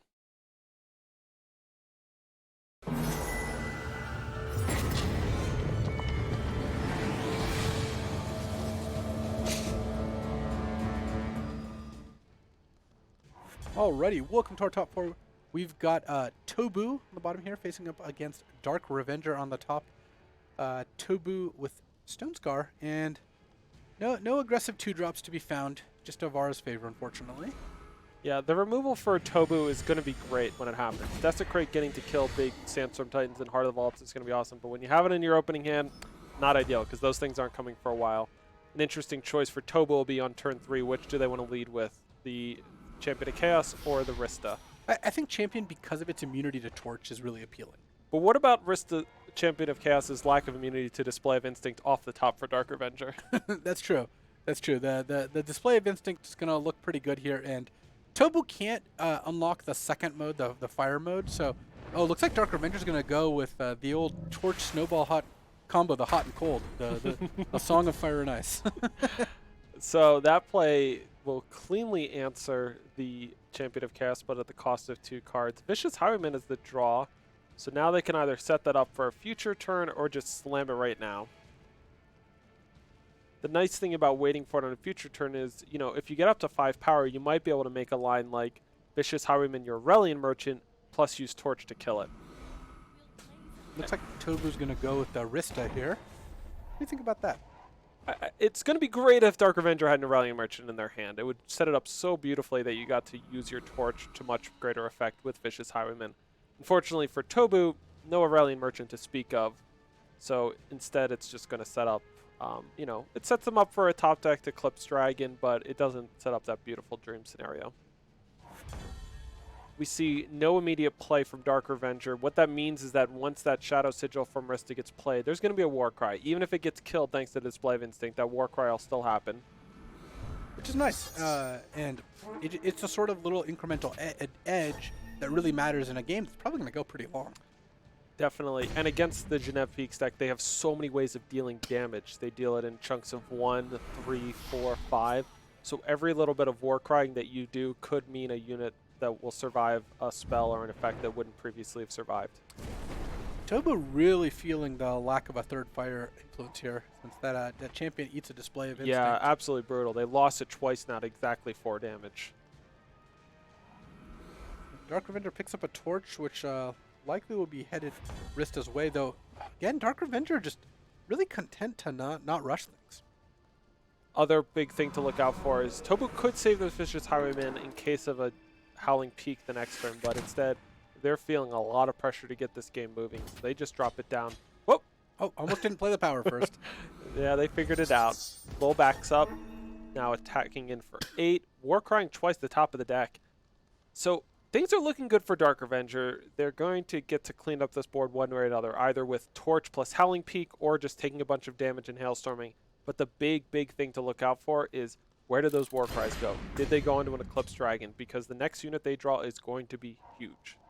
Dark Revenger really just, look, playing for value here, going to take 8 and then presumably Hailstorming to clean up the board.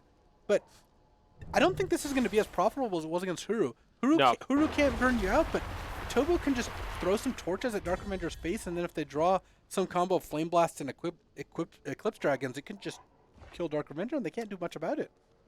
Howling Peak Smuggler, the draw for Dark Revenger. They can get a Caleb's Choice right now. The most appealing thing about grabbing Caleb's Choice is it insulates them from a Flame Blast. Otherwise, their options aren't great. Dropping Jotun Hurler is not appealing. It's just a 3/3 body. Howling Peak has nothing to kill or copy.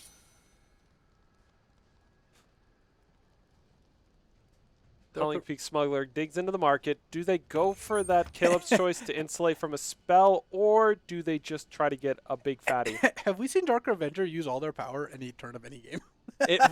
I honestly don't think we have. I mean, maybe like once or something. Their favorite card type is Fast Spell for sure. Yeah. So Molinikova is the pickup. They're still a little bit of ways from being able to play that. They still need another undepleted power.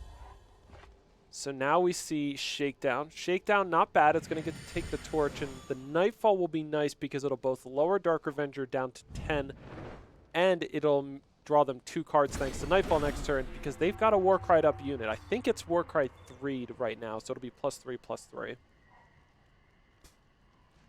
And Tobu just wants to string together cards that convert to damage. They don't really want to card advantage. They don't really want big threats that just don't have charge. They just want things that immediately convert to damage because they kind of have Dark Revenger on the ropes here. Dark Revenger is essentially at 4, but Dark Revenger has many more threats out than Tobu, of course. So some tough decisions for Dark Revenger. Looks like they're going to go into the market again with Howling Peak Smuggler and either pick up a no. Now we see the Caleb's Choice.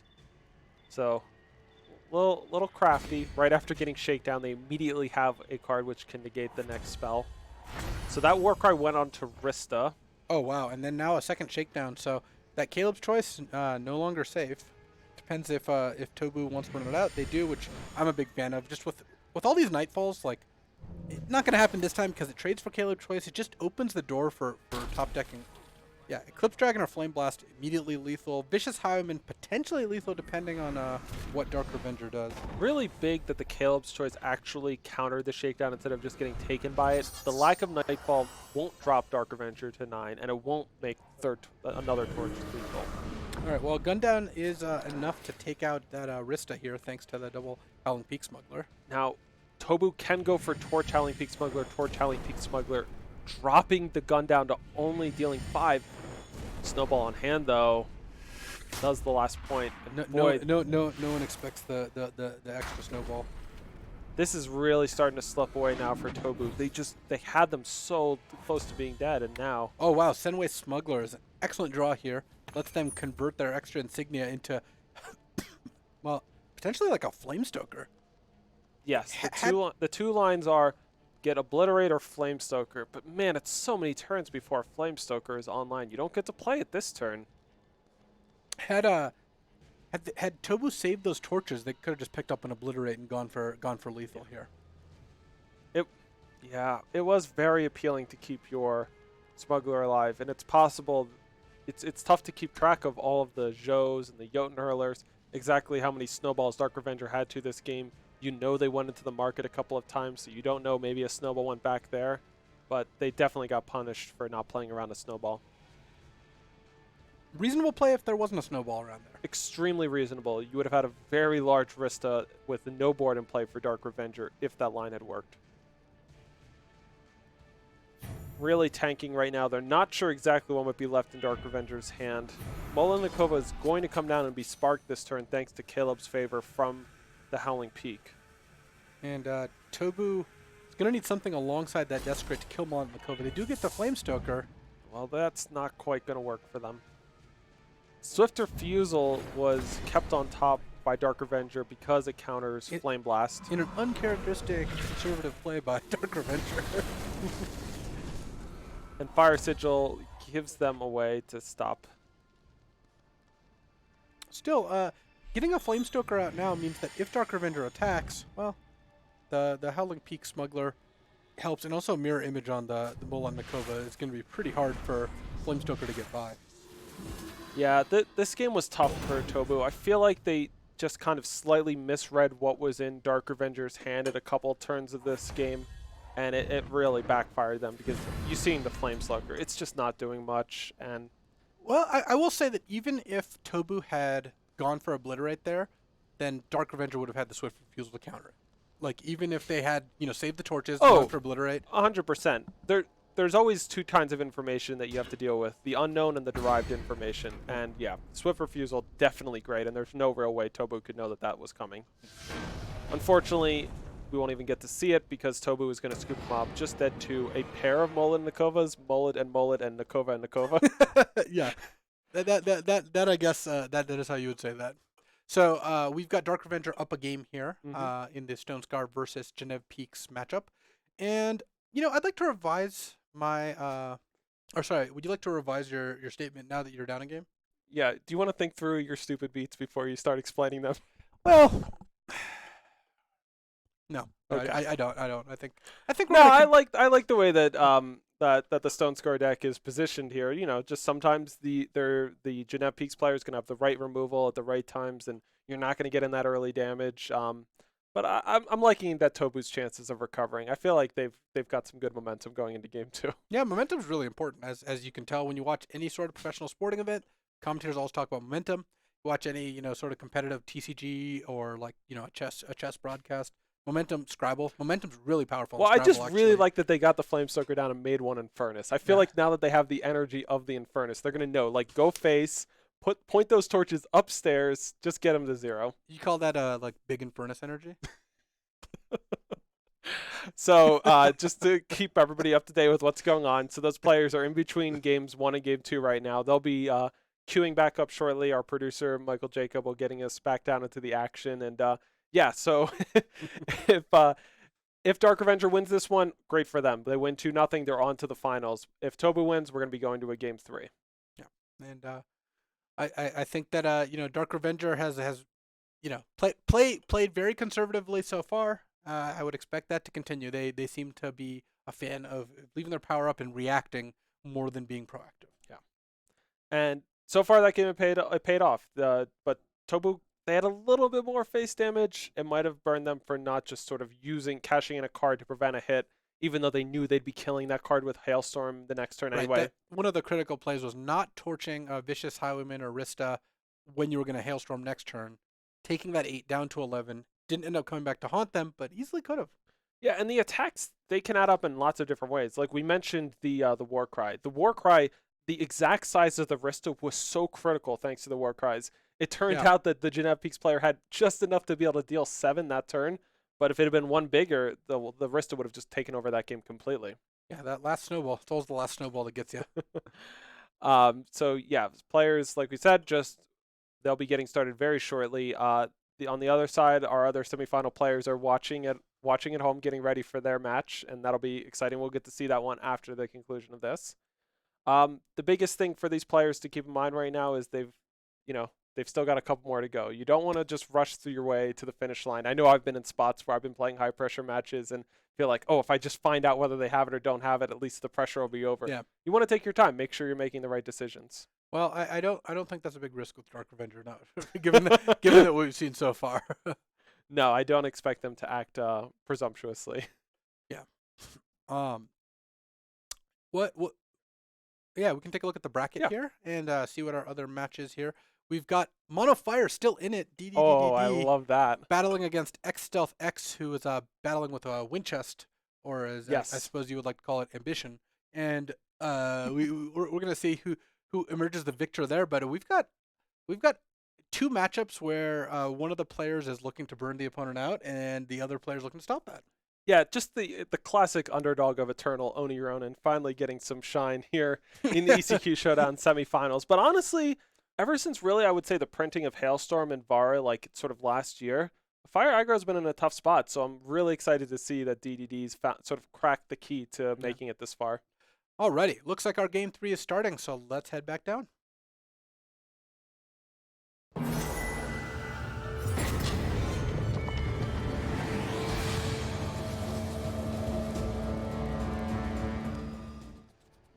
Alrighty, welcome to game 2. Sorry. Dark Revenger up a game here against Tobu, and Tobu this time has a 2-drop, Merchant Port Instigator, and not facing down Torch, so this is quite profitable for the Stone Scar deck. This is a nice little start for them. Unfortunately, drawing the Shakedown sort of the turn after, they could have just played it for free when they weren't using their power. But honestly, given Dark Revenger's hand, I'm not excited to Nightfall them. They are stumbling. And those Sandstorm Titans almost at their worst in this kind of matchup. Just Definitely. Because they can just eat an Annihilate or a Desecrate and not provide, even a speed bump. Very, very interesting decision by Tobu. They decide to shake down because of the fear of Hailstorm. And they're going to take the Hailstorm out of the hand, but they were worried that if they just played a Rista, it was just way too juicy to be able to kill both of their units for just that one card.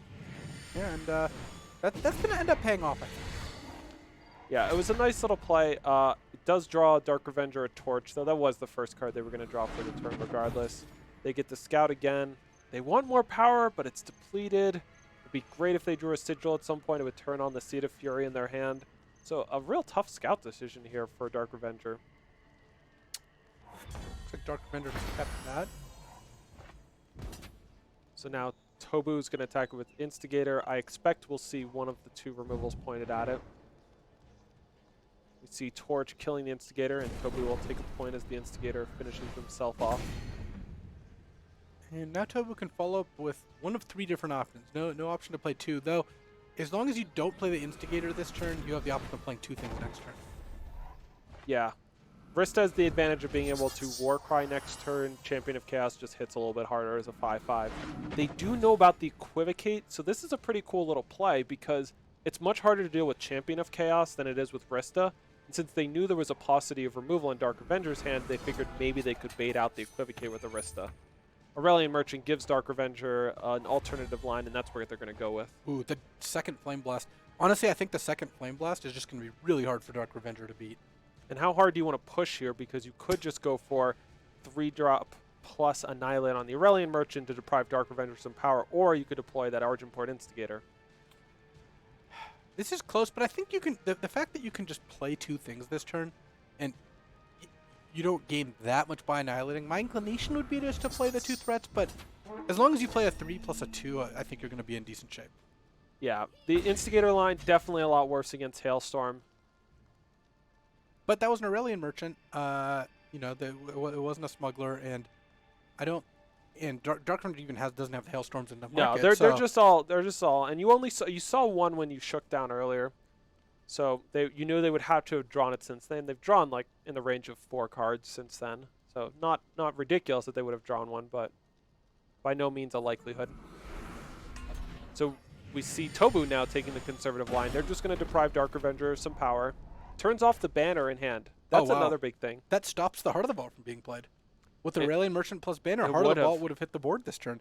Instead, it's going to be the Sandstorm Titan, which, if Tobu... I don't know. If we know Dark Revenger, we know that they're probably going to go with the safe and true, just Equivocate to relieve some pressure on Champion of Chaos. That's true, but then you end up taking 2 to 4 damage, plus next turn you still don't have 6 power. That is a guarantee. Yeah, if Sandstorm Titan lives, it's going to be good for you in all sorts of ways. Yeah, I think this game is looking really good for Tobu. So, as predicted, Dark Revenger goes with that safe Equivocate line. Crest of Chaos is a nice little draw for Tobu. It powers up Flame Blast in the future. It powers up Vrista this turn. And interestingly, they decide to bottom the Fire Sigil, despite having 2 Flame Blasts in hand. It's kind of appealing to keep the Fire Sigil. Yeah, but I think you're happy enough either way. Oh, Cobalt Acolyte. That could be a nice one. And now Tobu has to decide, do they just want to run a Flame Blast? And here's where keeping the Sigil could have been good. You could have just Flame Blasted for 5, and the next turn Sigil Flame Blast for 7. And it's only been an Aurelian Merchant played this game, so you don't have to worry about Caleb's choice being in Dark Revenger's hand. All right. Tobu's just going to flood the board, not worry about Hailstorm, and this is going to put Dark Revenger to almost no chance of winning here. A Stone Star Insignia is going to give Tobu an extra couple points of damage, and in fact... Which do you kill? Do you go for face, or do you go for Sandstorm Titan? Well, you can assume Dark Revenger didn't have Torch or Equivocate last turn, because they would have probably done something to the Rista. So I kind of like just playing your power, attacking with everything. Sandstorm Titan blocks Rista, and then you go for lethal. But this is pretty safe, too. Instigator procs as well, thanks to Sandstorm Titan dying. Stone Scar Insignia powers up Vrista, and this is looking great for Tobu. Even if a Hailstorm off the top is not going to be good enough, thanks to the Flame Blast in hand. Yeah, and I think you need to warp Heart of the Vault and draw a removal spell off the Heart of the Vault to even have a chance here. Dark Revenger now is just dead to those 2 units, not to mention the Flame Blast in hand. Dark Revenger scoops him up. Throwing in the towel. Yeah, we're going to get that game 3. So now, do you want to revise your prediction as to who will be winning this match, Luis? That seems like a weird question to ask, like, after some games have happened. Like, the whole point of the prediction was that we weren't supposed to know the results of the games before predicting it. All right, so you're saying I shouldn't ask you again after Game 3 when Stone Scar smashes Jeanette Beeks? We'll see. But that was an interesting game, and we saw how important the fact that, 1, Tobu was on the play, 2, had some early units, and Dark Revenger didn't 3 have... had a Flame Blast, 4 had a Flame Blast. Yes. But those early turns, it seemed so important, because the Flame Blast didn't have to be that lethal. Yeah, I mean, neither Flame Blast went to the face. So actually what you were saying makes a lot of sense. Basically, Tobu was able to play enough units that Dark Revenger fell behind in killing all of them, and then kill a couple of Dark Revenger's plays. So it is just really tough to stabilize with Annihilate and Desecrate. Alrighty. Looks like we've got Game 3 ready to go here, so let's head back down.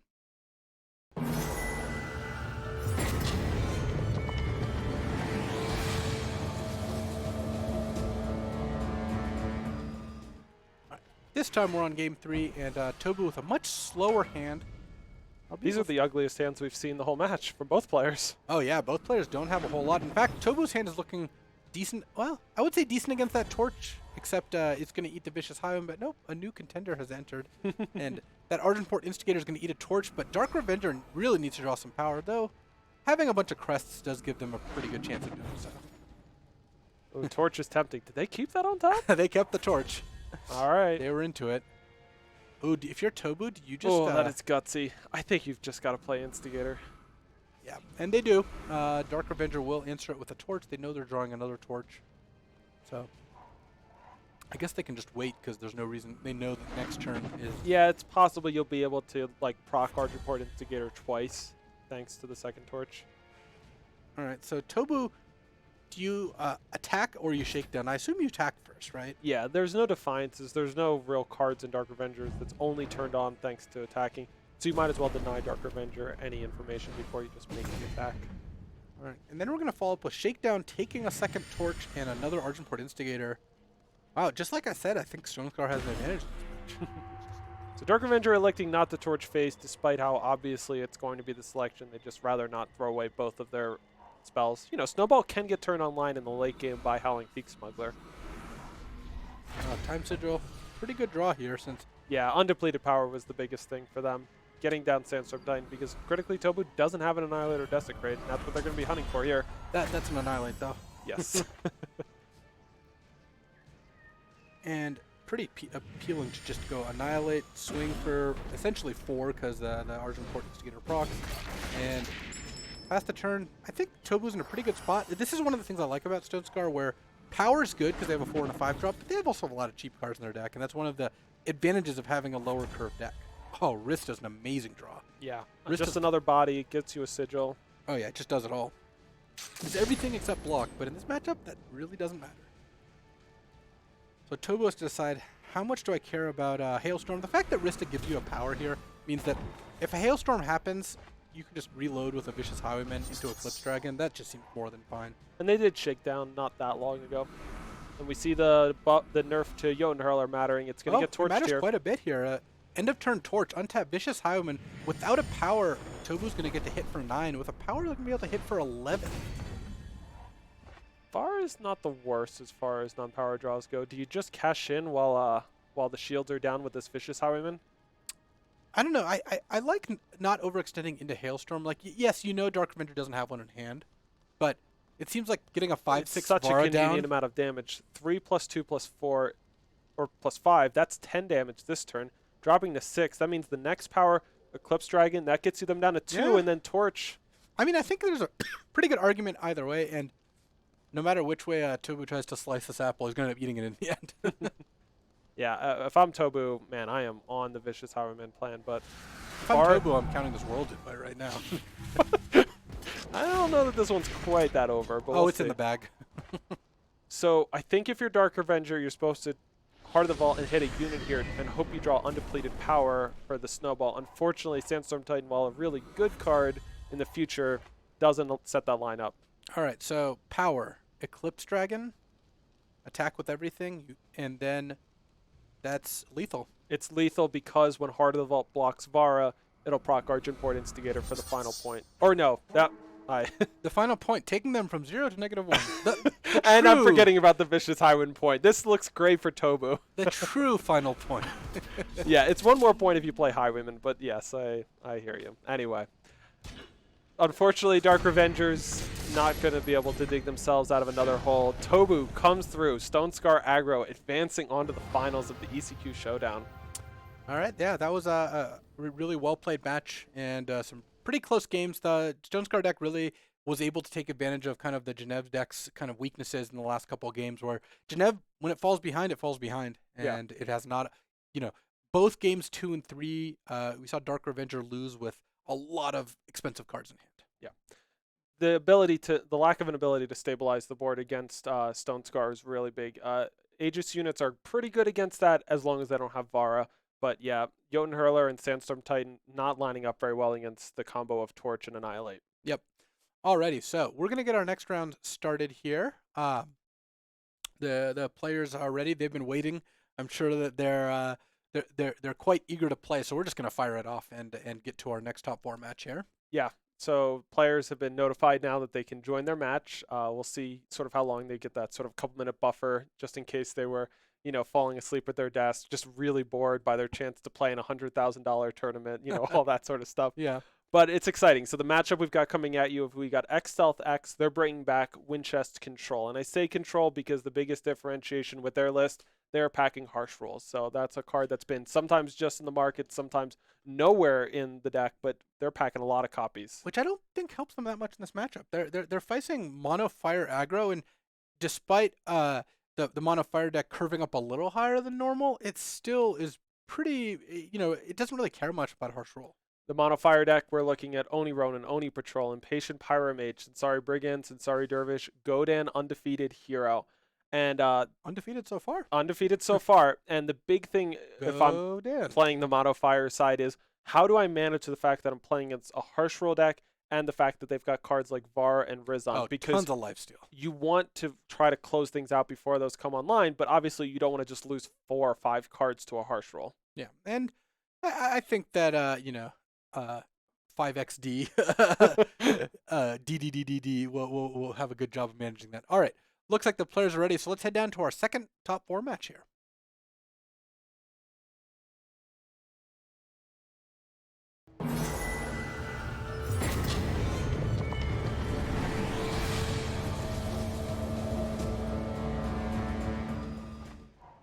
Alrighty, welcome to our top 4 match. We have X Stealth X on Winchest here. Looking at a Desecrate, probably a little unhappily. But also no Justice Sigils. So yeah, I thought we were done with Stone Scar, but apparently the power base for X Stealth X is feeling very Stone Scar right now. We missed what happened earlier was an Oni Ronin just got hit by a torch. If you've never seen that before, you've probably never played Eternal. This is true. This is true. We've got DDDD ready to deploy that Godan, basically throwing up a bunch of appetizers. The main course is becoming here pretty soon. And when you connect with those 2 units, you're thinking, this is great. Like, a Harsh Roll is very far away, but it's the draw. Fortunately for X Stealth X, they've got Bars and Saturated Moon to do a great job of brick walling some of this board. So what do you do if you're DDDD? You could get down the Godan, or you could try to start using the Twist ability on that Sansari Dervish. If you pay 2 and give it +1/-1, it'll exhaust an enemy unit. Oh, I like just twisting here, a little twist and shout. And for that reason, I actually don't like Stealth playing the Stature Maiden as much as the Vara. Luis, this is lethal.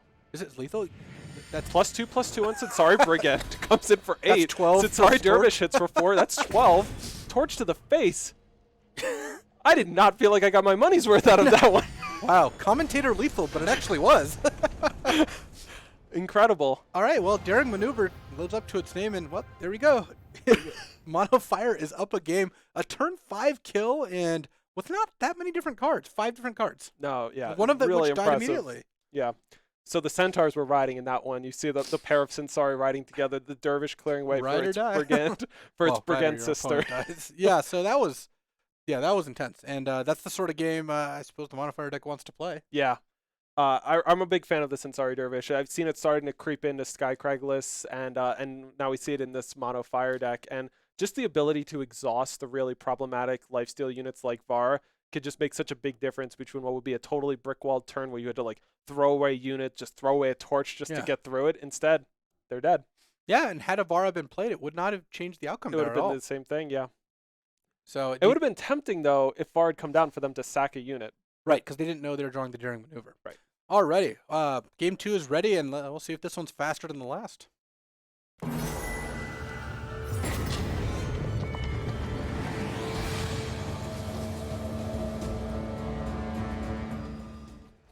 Alrighty, welcome to game 2, DDDDD.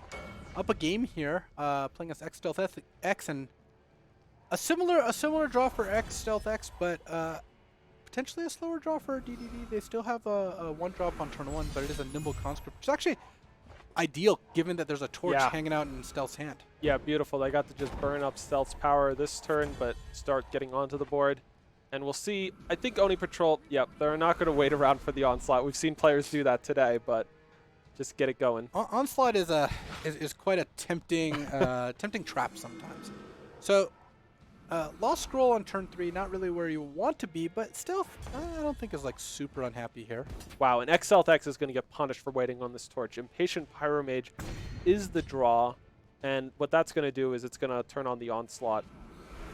So they're going to get to draw the top card of their deck. Its cost is going to be reduced by 1, and if they don't play it by end of turn, it gets discarded. That's why you see it all red and glowing like. Unlike the opponent, which is also now a little bit red and glowing like. So Char goes to the face there, and we're going to see a parade of Varas. Those are going to leech a lot of resources. Yeah, this is going to be, this game's, we never saw the pair of Varas. They've had a pair both games now, X-Stealth-X. We didn't see them even come down. The game was over. And before they do, we're going to see a Harsh Rule. Yeah, and unfortunately for DDDD, Harsh Rule will wipe the Shift unit as well, because Shift prevents a lot of things from hitting those units, basically anything targeted, but does not stop Harsh Rule. Rakano Outlaw is the draw for DDD.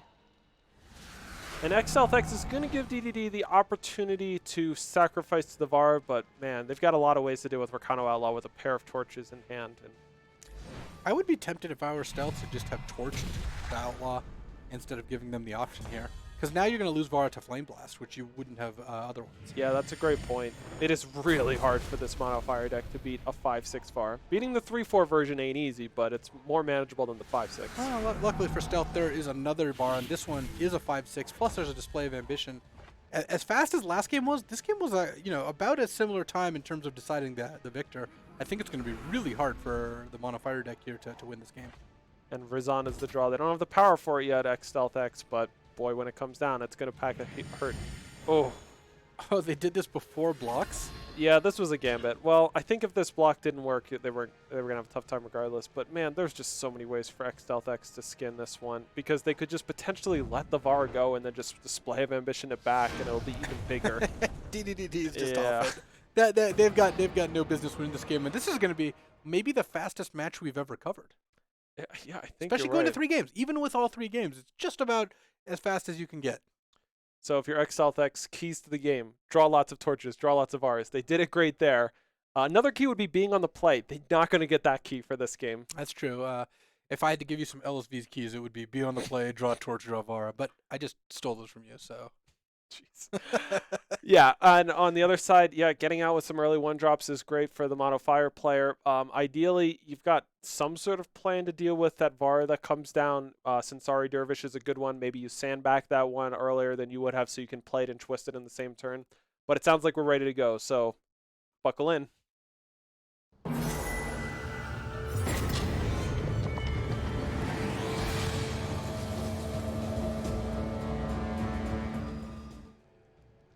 Alrighty, welcome to game 3 here, and DDDD's got a pretty nice hand.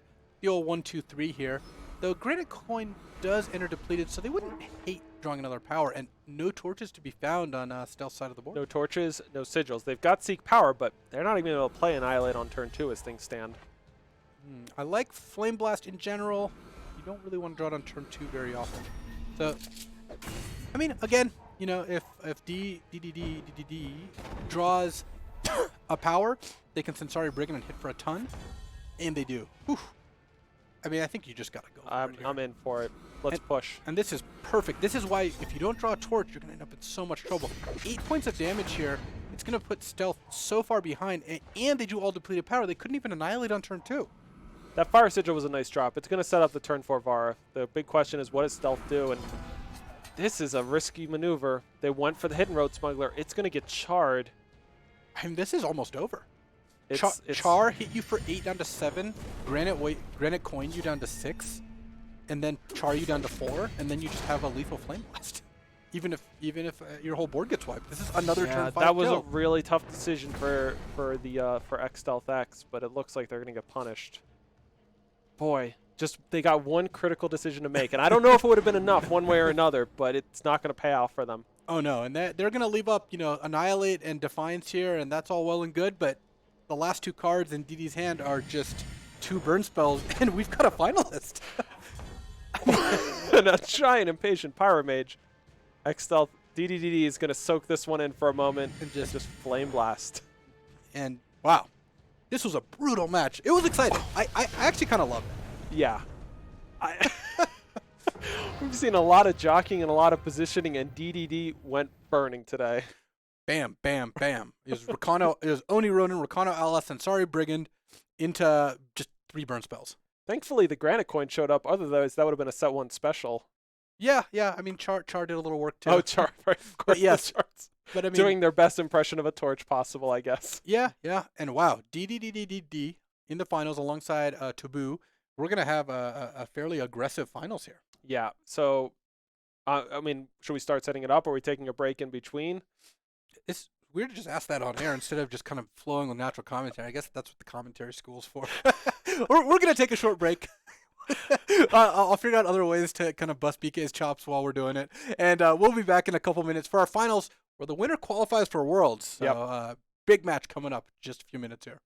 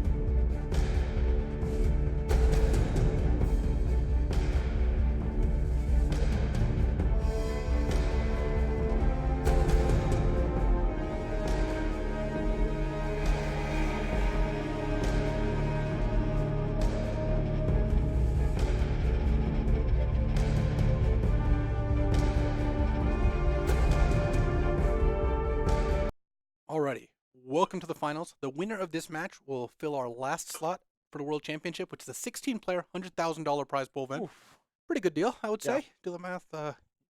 And look for details coming later this week about when Worlds will be. Indeed. We've got what I expect to be a pretty fast matchup, especially given the last thing we just saw. We've got DDDD. Just 5 Ds. Okay. Thank you. On Monofire, playing against Taboo on Stone Scar. So we've got the Monofire deck, certainly the more aggressive of the two, no question there. But both decks capable of some pretty fast kills. As the way, kind of ranked matchups tend to go, the lower deck ends up forcing the slightly bigger deck, which in this case is Stone Scar, to play more controlling. We saw Stone Scar play aggressive against Genève Peaks, and now we're going to see it try to play control against Monofire. So players are ready. Why waste time? Let's just get back right down to the match.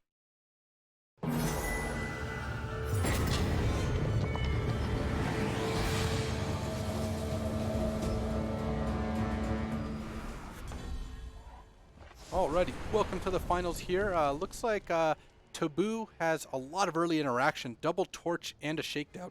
So good sign for them. Though Godon, I think, is going to be pretty good in this matchup. Yeah, the games could get grindy. Tobu's definitely with the Stone Scar with things like Var, Vicious Highwayman, Eclipse Dragon, Champion of Chaos, does have ways to close the door, but they are also capable of just sort of playing lots of removal and just sitting there for a while. Vicious Highwayman is going to be absolutely critical card in this matchup. The ability to pick off a 1 health unit and then crash in for a bunch of lifesteal damage. It's basically the scenario DDD is looking to avoid, so you'll try to see them set up so they have a Char or a Torch ready to go for the Vicious Highwayman turns if possible. Or not have any 1 health units in play, which they can also do by hitting the Onslaught on Oni Patrol or not playing the Grenadin from Granite Wasteland. Yes, you will see smart players do that against Vicious Highwayman decks, is to purposefully not play Grenadin from Granite Wasteland for exactly the reason specified. Shakedown's looking right now and seeing Oni Patrol or Sensari Brigand. Sensari Brigand is definitely the more impactful card, so they'll just take that one. And we'll see a Desecrate being used. Definitely something to watch out for is how much Tobu is able to leverage their health gaining cards to make up for the fact that they're playing things like Desecrate and Shakedown, which hurt their own health total. And a power off the top is critical for Tobu here. There's a bunch of juicy targets for that Vicious Highwayman. And the Nightfall makes it hit their 4th. They, DDDD pretty aggressive. They're not playing that Granite. I think that might cost them. So now we see Vicious Highwayman quick drawn and lifestealed up, crashes in and hits for 4. An Impatient Pyromage could do some work. They could really use a Char or a Torch right now to kill that Vicious Highwayman. And they hit another Granite Coin, which they're going to be forced to play, but only they could play them both this turn. Not trading the 2-1 for the Vicious Highwayman is also going to be fairly costly this game. So Tobu faced with a choice of using Torch to turn on their Vicious Highwayman into a Lifestealer once again, or just playing an Eclipse Dragon and crashing in for maybe a ton of damage. If you do play Eclipse Dragon, then an attack with the Vicious Highwayman isn't so easy because it could just get blocked by the Impatient Pyromage. Tobu sees that and just goes for Torch on the Pyromage. Yeah, and Tobu not in a rush to get the game over with, but just trying to grab as much health as possible. Good thing for DDDD here is that Godon is a really good way to get cards back. A Warcry up Eclipse Dragon off the top for Tobu. They're going to be able to close this one out pretty fast. Yeah, not trading that 2-1 for the Vicious Highwayman, or not leaving it back to Chump at the very least. Could end up costing DDDD here. I guess it would never have gotten to trade. That was never on the table. So seeing a 2-turn lethal line with 2 Eclipse Dragons, DDD elects to not even, or rather Tobu elects to not even attack with the Highwayman. Godin draws Fire Sigil and no Warp on top of the deck, so looking tough for DDD. Not seeing a way out of this one. Yeah, the second Eclipse Dragon, especially Warcry, is just gonna leave Tobu, with lethal here, regardless of what DDD does. DDD would need double Torch or Torch Char to stop this, and has access to neither of those things. Tobu running through the permutations right now, making sure there's no way that somehow an extra 14 points of damage comes across if they let this go down through. Yeah, I think I'd go down to 14. And that's what Tobu does. Couple of little follow-ups here of a granite coin and probably a granite in, but What do you think Tobu's going to do with all the extra power on DDD's turn? I don't think DDD's going to get a turn. The second Eclipse Dragon comes down, crashes in for exactly lethal. Once again today, another exactly lethal. Yeah. And puts Tobu one game away from qualifying for our World Championships. So we've got, only potentially one game left. DDDD is, of course, hoping there's 2 games left. But yeah, that was brutal. I mean, having double Torch, Shakedown, Desecrate in your opening hand, and Desecrate's not even a card you really want against that deck all that much. But if you do a good enough job controlling the board with Torches, then it's just a fine card. And for DDD's side, they're playing a lot of ways to kill Vicious Highwayman. They've got 4 Char, they've got 4 Torch, and they had absolutely nothing. Vicious Highwayman attacked with Lifesteal twice that game, and it just made it completely comical, the idea of trying to race back against the Eclipse Dragons. Yeah, I mean, that was 8 points of Lifesteal, 16-point swing, and, well, let's get to game 2. Let's see if the Mono Fire deck can rally here.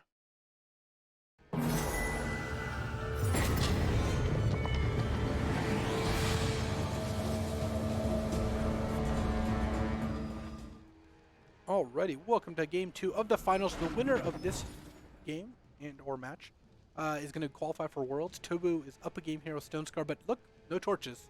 And this hand is going to, especially on the draw, is going to have a much more challenging time facing on against a good fire aggro curve.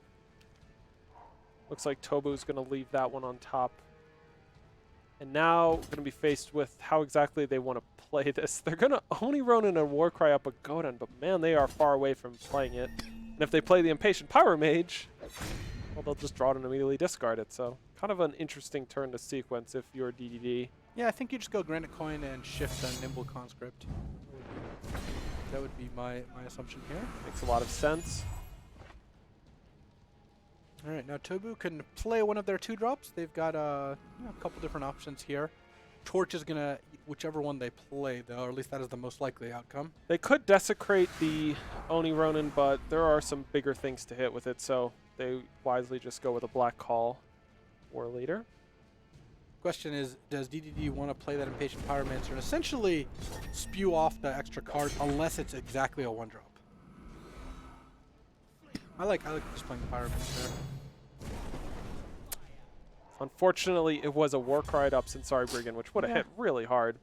Yeah, but I think just getting the extra piece of power in play is really important, especially against someone who's got lots of removal. And now Tobu, is only going to be able to play 1 card this turn. I guess Tobu could Flame Blast, could go like Annihilate and then play Fire Sigil and Flame Blast, but that doesn't let you play Vicious Highwayman next turn, and it removes the only 1 health unit from play, which the Vicious Highwayman really wants to prey on a 1 health unit. After seeing how successfully last game, the game plan of use Vicious Highwayman and then use further removal spells to fuel it, it's very tempting to want to have the Oni Ronin in play. That's what we'll see. Argenport Instigator does a great job of holding off this board. DDD has no better play than to play Sensari Dervish and a space. Oh yeah, just saying like, look, you can block my Oni Ronin or more likely the Impatient Pyro Mage. I'll trade that for 5 points of damage plus a Warcry. I think that's a reasonable deal. Yeah, it's really tricky. You're playing against a Vara deck. It's having some extra units lying around has some amount of utility because of that. Ooh, how greedy do you want to get? The more conservative play would be to Shakedown, clear the path for Vicious Highwayman next turn, and play like an Annihilate or something along those lines. But if you just play the Vicious Highwayman and this plan works, it's a huge swing. Yeah, it's a real disaster if you go Shakedown, completely whiff, and then draw DDD into the power for Godan. It's true. I mean, and you know that the Mono Fire deck has a very powerful 5-drop in their deck. You do. And this is why we have stream delay, because if you're Tobu right now, you are just trying to read right into DDD's soul about what exactly is in their hand. Yeah, Tobu, this is a really big choice.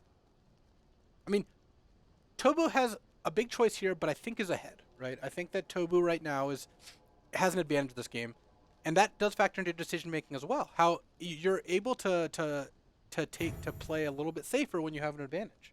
Well, the rope is now on Tobu, and they're just going to go with Vicious Highwayman, kill Oni Ronin. They've got a decision about whether or not they want to attack with Argent Port Instigator, knowing that Sansari Dervish could just twist it out of the way. Instead, they'll just get in the beat. They go for the higher leverage attack, and it works out beautifully. So now if you're DDD, you get to attack for 6, put the 13.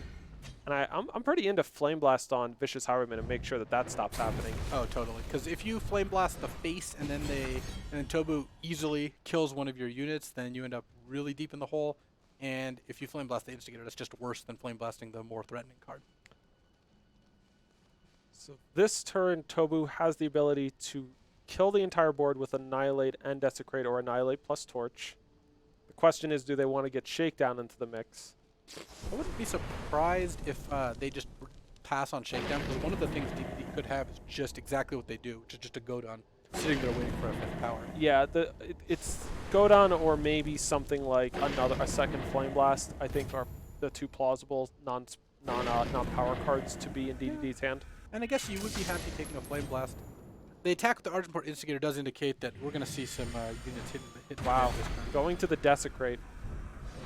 That's tough. Paying the granite price here. Granite coin really not looking great here.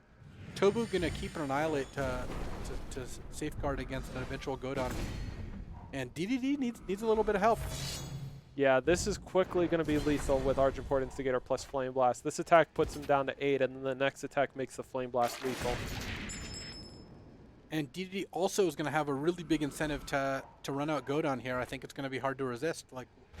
And I think that's it. I think Tobu's going to qualify for Worlds. Godon's going to attack. It's going to get annihilated. DDD's going to fall to 7. Argent Port Instigator is going to hit for 4, or hit for 3, down to 4, and then Flame Blast is going to very appropriately end this tournament. It will be the last spell played. Using up all of the power. Not a lethal one, not an Xaxes one this time. Sadly not Xaxes, but congratulations to Tobu for locking up a world slot. Stone Scar reigns supreme, defeating the dark horse of the tournament. Yeah. Mono Fire aggro. Really good run by DDDDD. And congratulations for him for getting this far. But Tobu is the one who's going to walk away with the slot here. Yeah, congratulations to Tobu. Really well played. We saw them defeat a wide variety of decks throughout this top 32 today, and it was a real fun tournament for us to cover. We got to see lots of cool cards in action for the first time from Dark Frontier, and now our World field is set, and so look for the announcement coming up this week about when our World Championships will be. We're going to have some fun formats for our players, and it's going to be a real exciting tournament. Definitely. So thanks everyone for watching. Thanks to all the competitors for giving us these awesome games, awesome matches, bring some cool decks. And we're going to see you next at Worlds. That's the next time you're going to see a broadcast from us. We're going to go ahead and host another good Eternal stream here. So check them out and see what they've got going on. I'm Lou Scott Vargas for Andrew Beckstrom, Patrick Sullivan, Michael Jacob, and Sam Stelter, our production team here. That'll do it. Thanks everyone. Have a good weekend, and we will see you next time.